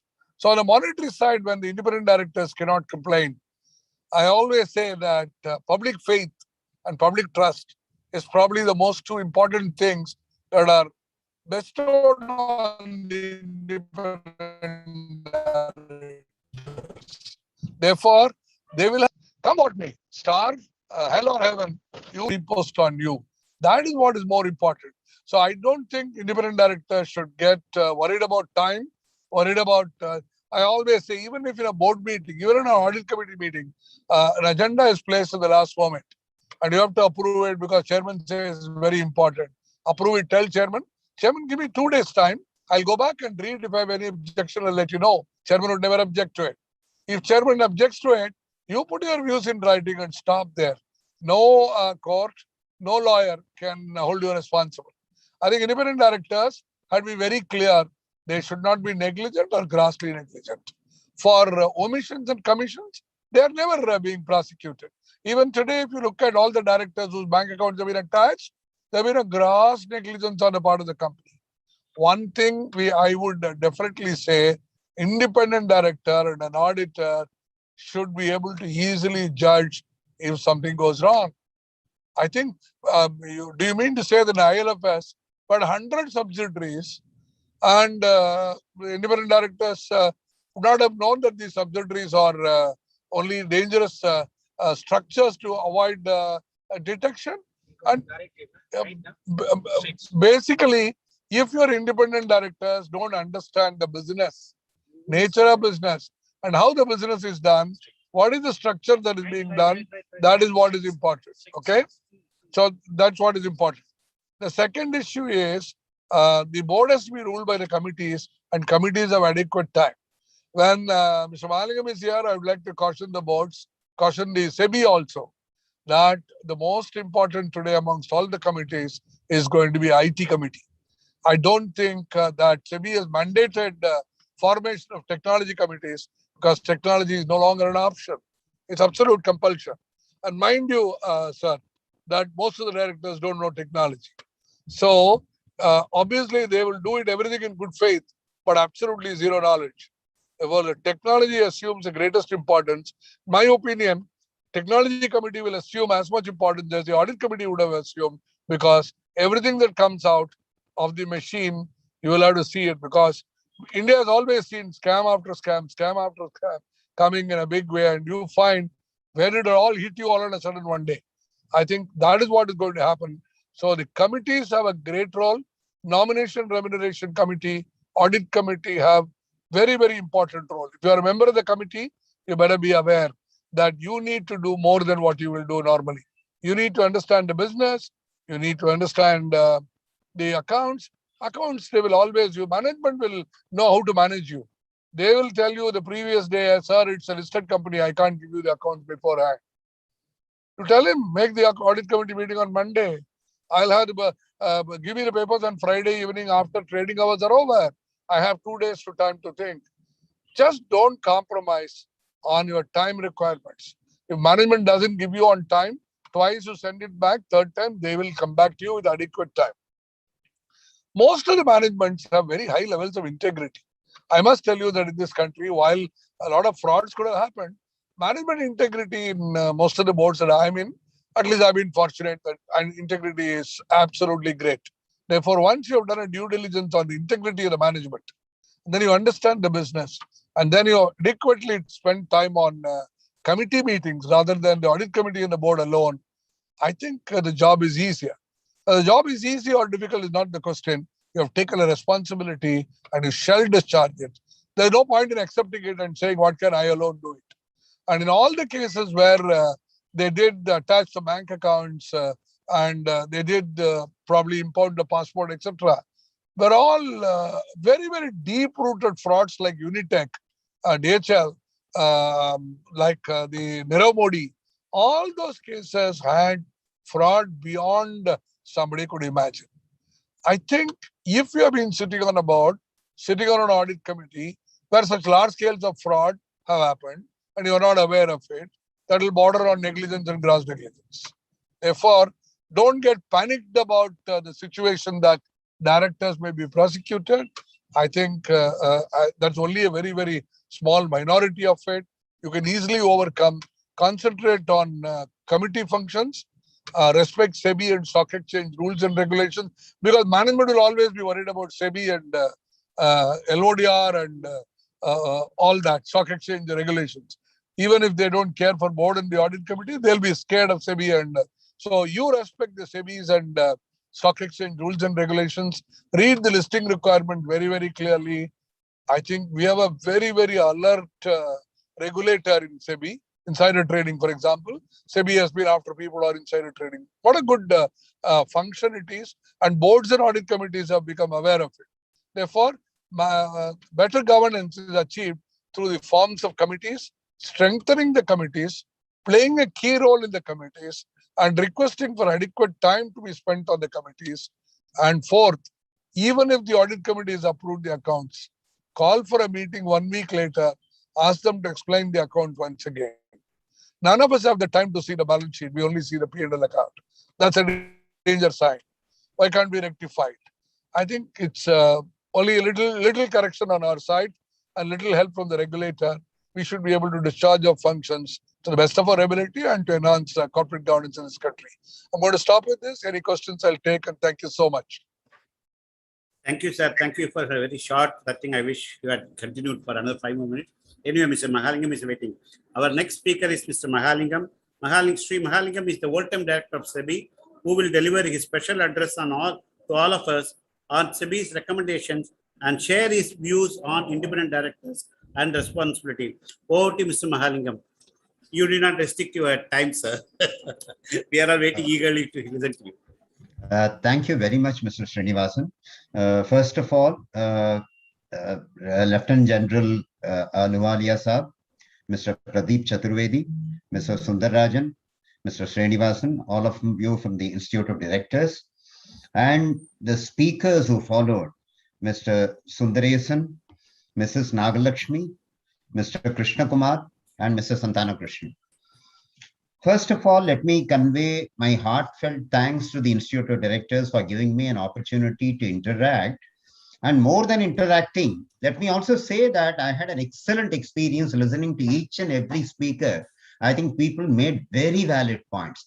I cannot simply debunk any of the points which have been made by the speakers. In fact, I'm going to take some of these points and I'm going to build upon it, because I don't want to come up with a structured speech. Independent directors is a very practical problem. It's a practical issue which has to be tackled by sitting in the boardroom, by thinking over the problems and all. So there is no question of coming up with a very textbook kind of a speech at all. So thankfully, of course, all the previous speakers have provided enough ammunition for me to talk on some of the issues that have been brought out here. And I will also leave some time for questions at the fag end. Now let's start straight with Lieutenant General Ahluwalia. He said the quality of corporate governance is very, very important. I think that is just cannot be stressed anything more at all. I think that's a real point which actually underlies the entire concept of independent directors. Because if you want a good corporate governance, it is the independent directors who build the corporate governance in the company. I know there are problems. I'm not saying that this is a very easy task. I don't say it's a bed of roses at all. It is in fact a bed of thorns. I completely agree. Like Mr. Krishna Kumar said, I mean, people think that, okay, being an independent director, okay, you can achieve a lot. But I would say that, okay, I mean, it can happen in fairly good companies where the promoters, where the management is willing to cooperate with you. Where the management and the promoters are not cooperating with you, I think you have to really see what is opportunity for you to leave. I mean, that is a very, very important thing for you. But like again, what Mr. Santana Krishnan mentioned, thankfully, We don't have too many fraudulent companies in the country. We have companies and companies. A good number of companies are good. Maybe a small minority of the companies may not be really that good. So that's where the independent director will have to play a very useful role, identifying when the company is going underground, when the company actually the graph is tipping down, maybe he has to be alerted at that point of time. He has to be alert and he has to keep the concerned authorities on the alert. So I'm coming to those points a little later. Very important point Lieutenant General Ahluwalia mentioned was about 70% of the IDs were not even aware how value is created in the company. Now, is there a problem there? Yes, it's a complete problem in the ridden area. Do I take up the independent directorship of a company, the business of which I simply don't understand at all? If I don't understand, why do I take up the independent directorship of a company? If I'm totally scared of technology, I don't think I should become an independent director in a technology company just because I know how to read the balance sheet. I think reading balance sheet is one skill, but technology you should be able to understand reasonably well. Then you can be in that company. So all that I'm trying to say is you need to have, like what Mr. Krishna Kumar very rightly said, I think you need to have a very judicious combination of the domain expertise plus the financial expertise plus the common sense, which Mr. Santanakrishnan also pointed out. I think the independent director is going to be a comprehensive package. If this package is going to be found short in some particular skill, better not accept the independent directorship. Who is forcing upon you the independent directorship? Or when you cite a problem where actually you are not proving equal to it, just get out of it. You can simply say that I am getting out because of these reasons. I am again going to come to that point which Mr. Sundaresan mentioned.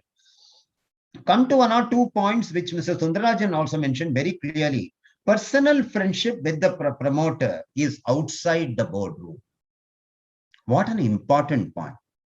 I mean, you are personal friends with the promoter, but let that friendship stop at the door to the boardroom. When you enter the boardroom, you are an independent director. You are a neutral umpire in a one-day match which is taking place between India and England. We never had the concept of neutral umpires at all. We had a lot of country umpires, and the country umpires are coming under a lot of criticism.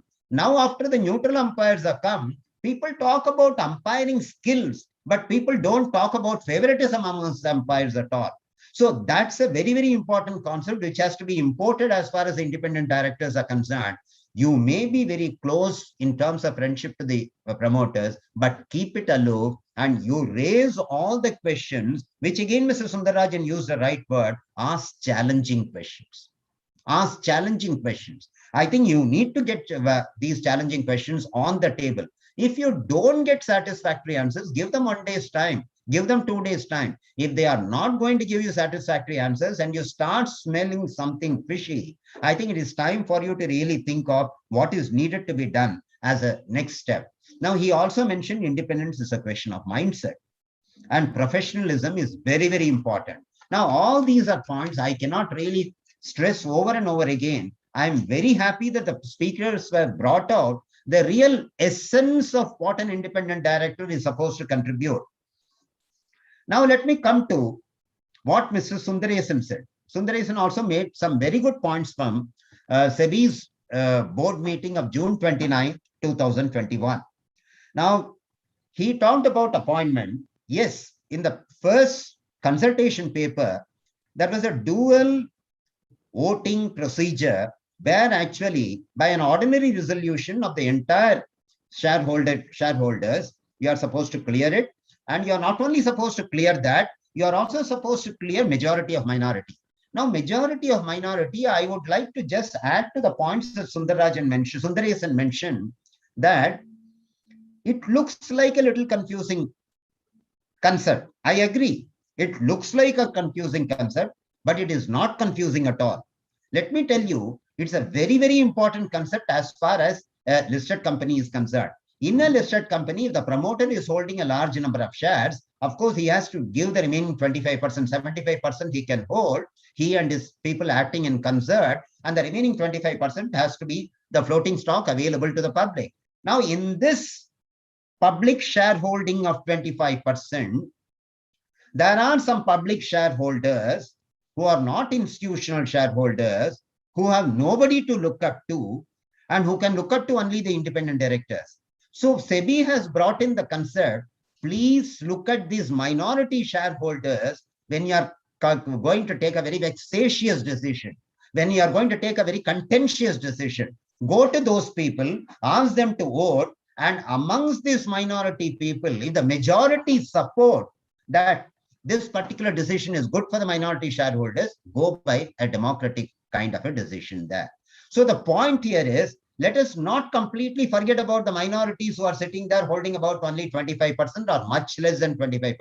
Even if they hold 20% of the company's shares, conduct a voting amongst themselves and find out what the majority opinion amongst the minority opinion counts for. Now, this is a very important democratic concept which SEBI has not invented at all.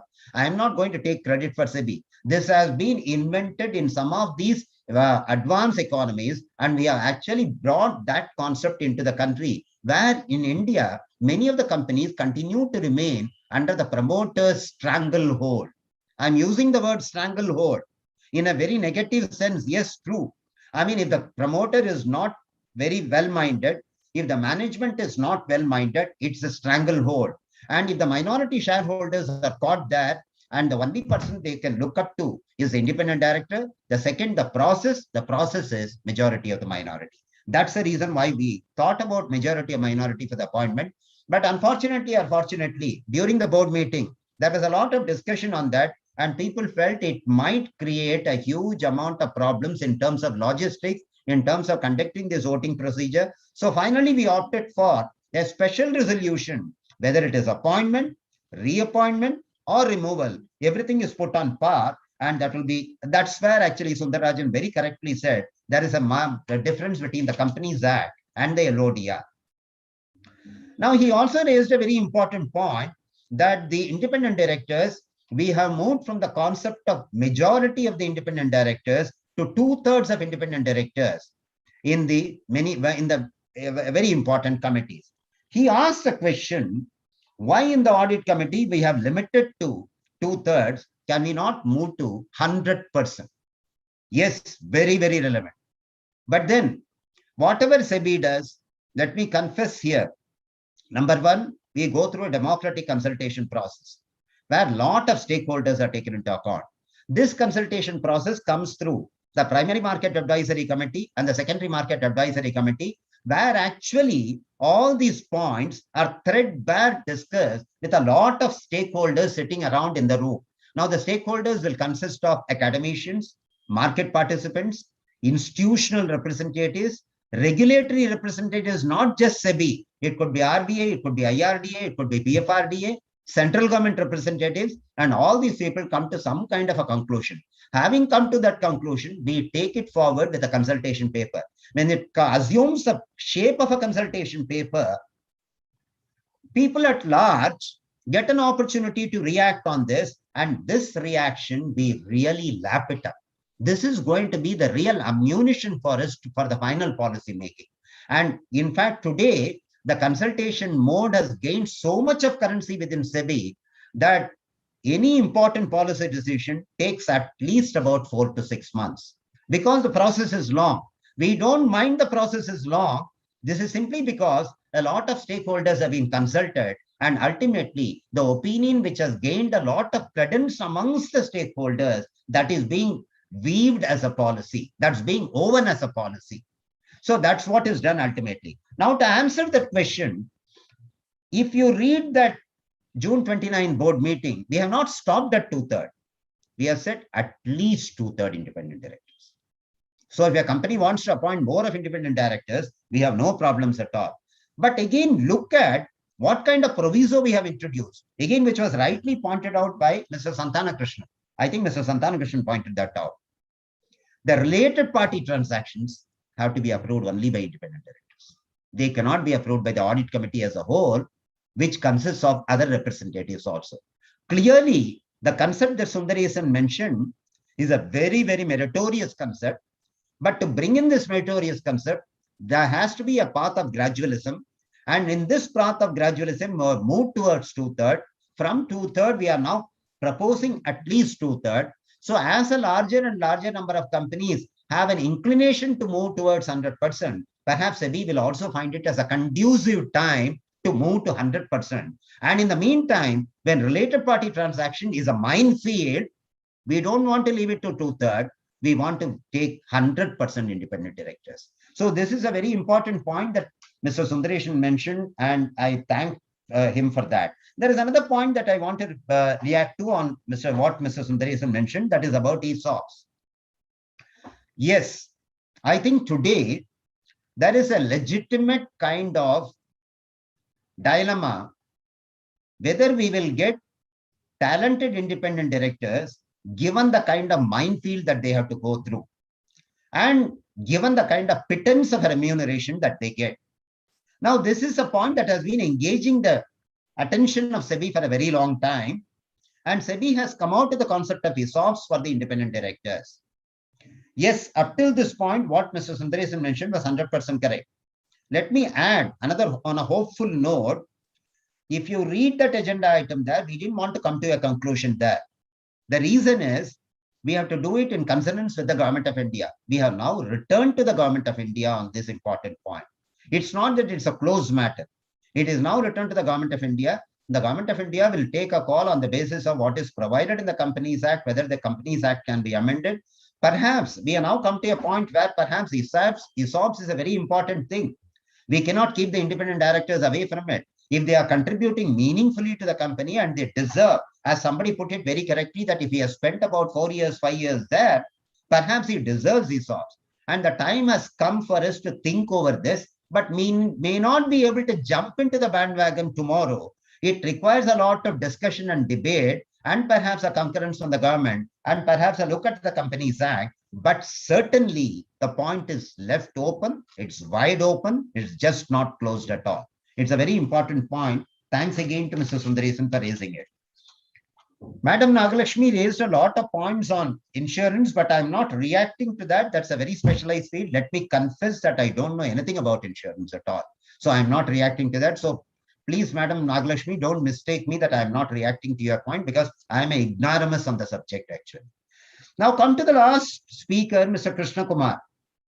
Krishna Kumar also raised very, very important points. One, he said, number one, you don't know what is a blue chip company. And if you look at the graph of a blue chip company, it's not going to remain as a blue chip company forever. Very correct. Absolutely right. If you look at the stock market pages about 20 years back, 25 years back of any newspaper, you will find that there are several companies which are quoting very high. Those companies their names are not found today. Where are those companies gone? They are not even merged. Perhaps they are closed. They are closed very tightly. They are gone. So Mr. Krishna Kumar mentioned a good point that the companies go through difficult times. They may go through liquidity crisis. Are not the independent directors susceptible to these problems? Yes, very legitimate question. But let me also give him a note of confidence that when such things happen, today, here again, I would like to again allude to what Mr. Santana Krishnan also said. SEBI looks at what has been the role of the independent director. There are several cases in the recent past. Now, if you can take some time to go through the orders passed by the SEBI whole-time members, at least in the last about 1 year, of course, SEBI orders are a real cure for insomnia. I mean, you will sleep off if you start reading the orders very seriously. But jokes apart, if you go through these orders, you will find that there are several cases where we have examined the role of the independent directors and we have exonerated them very clearly, not putting any liability on them. Fine. At the initial stage, a show cause notice was issued. They were asked to make a representation, and if they wanted a personal hearing from the member, they were asked to appear before the member. There are several top independent directors who have come before me and have made a very cogent presentation on what exactly was their role when such a decision was taken by the company, whether they have given a dissent note, whether they voiced something, whether they were not present at all. It was a pure executive decision where the independent directors were not involved at all, whether they were taken for a royal ride. Now, this is the last question that I am focusing on right now. For the earlier questions, the clear answer is SEBI is not going to actually tie down the independent directors for any of the misdemeanors which the company is actually responsible for. If there is a business cycle downturn, like what the distress times that Krishna Kumar pointed out, certainly the independent directors are not going to be held accountable at all. Now, even if a bank is going to treat you as a willful defaulter, certainly these willful defaulters, very clearly there is a discrimination between the willful defaulters who are coming out of distress times as well as where there is a willful element involved. If you have been a party to the willful element, now I am openly taking the name DHFL. If you have been a party to the willful element, now how have you been a party? Have you been actually helping him doing that fraud? No, you might not have helped him doing the fraud. But then you are independent director, you are sitting in the board meeting, several agenda notes were sent to you. Diversion of funds was there for people to clearly recognize. You could have asked 10 questions of those people. Why are you actually giving this loan to the promoter company? Now, what prevents somebody, an independent director, from asking this question? So if you had asked the question to the management, he should come out with a very cogent reply. Now, I don't understand why 600 crores loan has to be given to a promoter company by the listed company where the 600 crores belongs to the shareholders. It doesn't belong to the promoter alone. Promoter as a shareholder has a share in that, but that doesn't mean 600 crores can be doled away to a promoter company. Now we are asking the question here, why didn't the independent directors raise this question? ILFS, what were the directors doing there? Now these frauds, they have taken place over a period of time. It's not a one-time technology-based fraud where people like us, I mean, people like us means I'm talking about people who are above 60, who have no idea about technology. We are taking a royal right for technology. So we are not able to even identify, forget about identify. Even if the fraud gets up and slaps me on my face, I would not be able to recognize the fraud. If those are the cases, I can understand.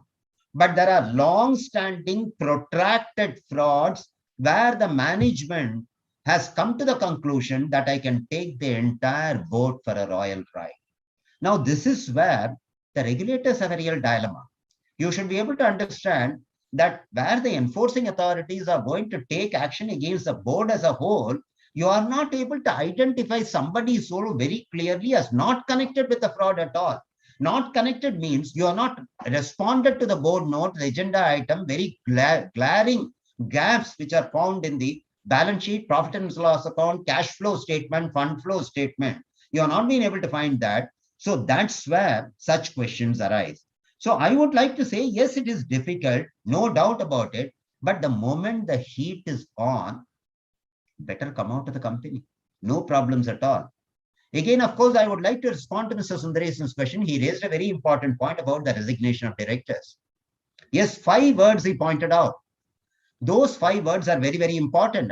Absolutely right. But then, if you think that there is something wrong with the company, please spill the beans. Just spill the beans. Write in your resignation letter, I am resigning because I didn't get a cogent answer for this question. I am resigning because there was a deliberate effort to conceal information from me. Now, who can do anything to you? They will throw you out of the company. That's all. Come out of the company. And for goodness sake, you have revealed a major fraud which has just not hit the surface. You have actually helped the fraud to hit the surface, and perhaps somebody else is going to take over and unravel the fraud, and perhaps several other shareholders are going to be saved. You are actually doing a good deed to the company. So there is nothing which is forcing you tied to the company to remain with the company in times when the company is clearly on a fraudulent path. So this is what I mean. I am not saying that get out of the company at stressful times. The business cycles are different from business frauds. That's what I wanted to mention. Thank you very much. I'm stopping with this. I'm open for some questions, but I'm sorry I didn't make it a structured speech.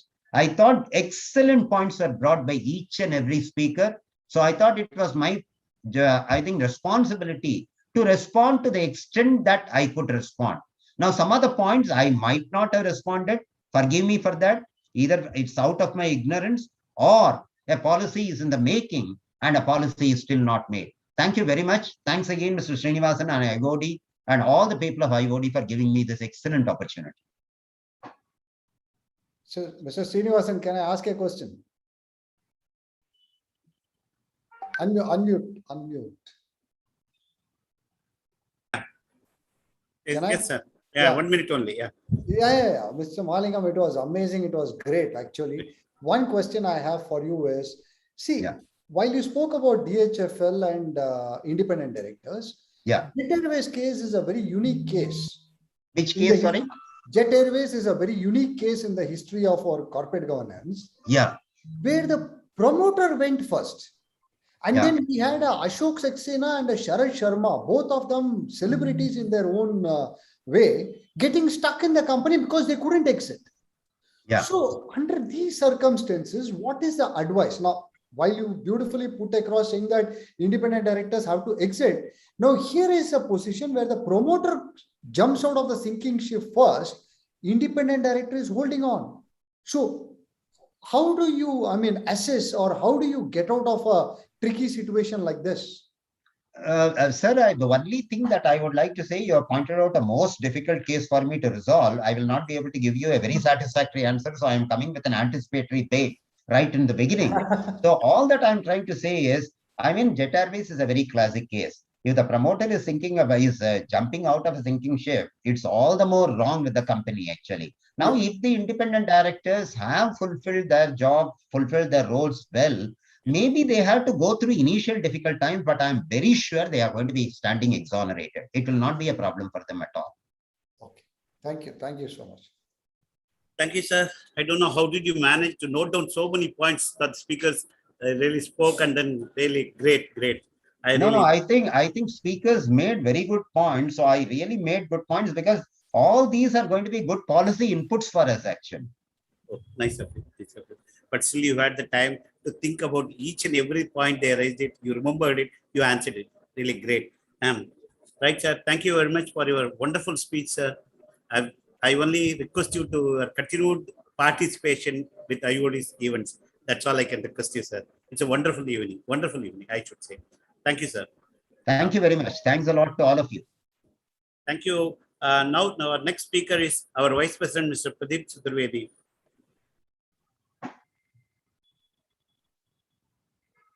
Hello. Yeah. Mr. Mahalingam, we are extremely grateful on behalf of the IOD for the wonderful presentation you have made and the support that you have been giving to IOD and participating in our activities. We had been, our members have been greatly benefited. Our board of directors also feels greatly indebted to your contribution from time to time in different meetings.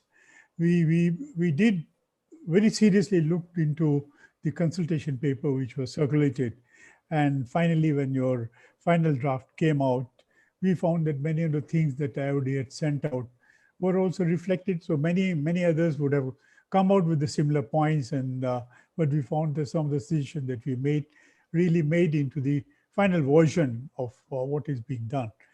And we also look at it that SEBI has a great responsibility as a regulator in any other sector to ensure that frauds do not take place, and then things are done, and the rule of law really prevails, and everything is above board. But beyond, if we look at the role of the independent directors are not only the watchdogs to see that companies are following the rules. For that, there are a whole bunch of lawyers, legal experts, financial wizards, and other who are being hired in the senior management. But then the independent directors also have a role to play, a positive role to see where they can provide the input to the company, really work as a bridge between the senior management and the boards. If we have independent directors with the domain and expertise. For example, now the digital is the key thing where people are going in, and the data security. These are the two very important elements. If we can get the independent directors who have expertise on it, they can do tremendous amount of inputs they can give to the whole board, and you will find that the whole board can be transformed, and even the whole outlook can really change. They can help in the foresight and in the strategizing the whole process. And this is where I personally feel that we should really emphasize on independent directors on looking into the following with the compliance issue, but we should also look at on the other side where what positive role they should play. And when we make an assessment, whenever the remuneration committee makes out a list and puts it up for selection of an independent director, they should also very clearly look into various aspects as to what is their background and how positively could they be complementing the whole process of the company. Is a person of high eminence alone, or is he also being connected to the national and the international arena, and to see how do we change? I spent my almost more than 40 years into the energy sector, into national and international sector, and we find there are so many things that are changing. Now the Prime Minister says that we want 450 megawatts of renewable power by 2030. If you look at the other way around, we are going to add as much power from renewable as is our existing capacities. But if that is a challenging thing, we have to get into various other things. If you just there are now Reliances or many other companies that come out with large kind of assignment and saying over next 8 years, they'll put so much money into it. If they can get independent directors who have that kind of a background, an international exposure, an understanding as to where our challenges are, where we should lead in the technologies. We cannot be the followers of those who are the current leaders. We can't just be following what Germany, France, or China, or UK, or USA is doing. We got to create our own niche area, have the breakthrough technologies, really work out the systems to have the project management. Now, this may not be existing in some of the companies. Their boards may not be with their routine thing that they've been doing for so many years. But if they can get, even if one good company gets one good independent director, I mean, leave aside 50%, one or two of those with these domain expertise and an understanding as to how they must follow the rules. And let me just tell you, if there is a good professional expert, he will always follow the rules. And that is one reason that just because he has made it as his part of life, that he is successful also in the domain expertise. Because you can't separate out. You can't become a domain expert and being not following the rules and not following the principles, have no value system.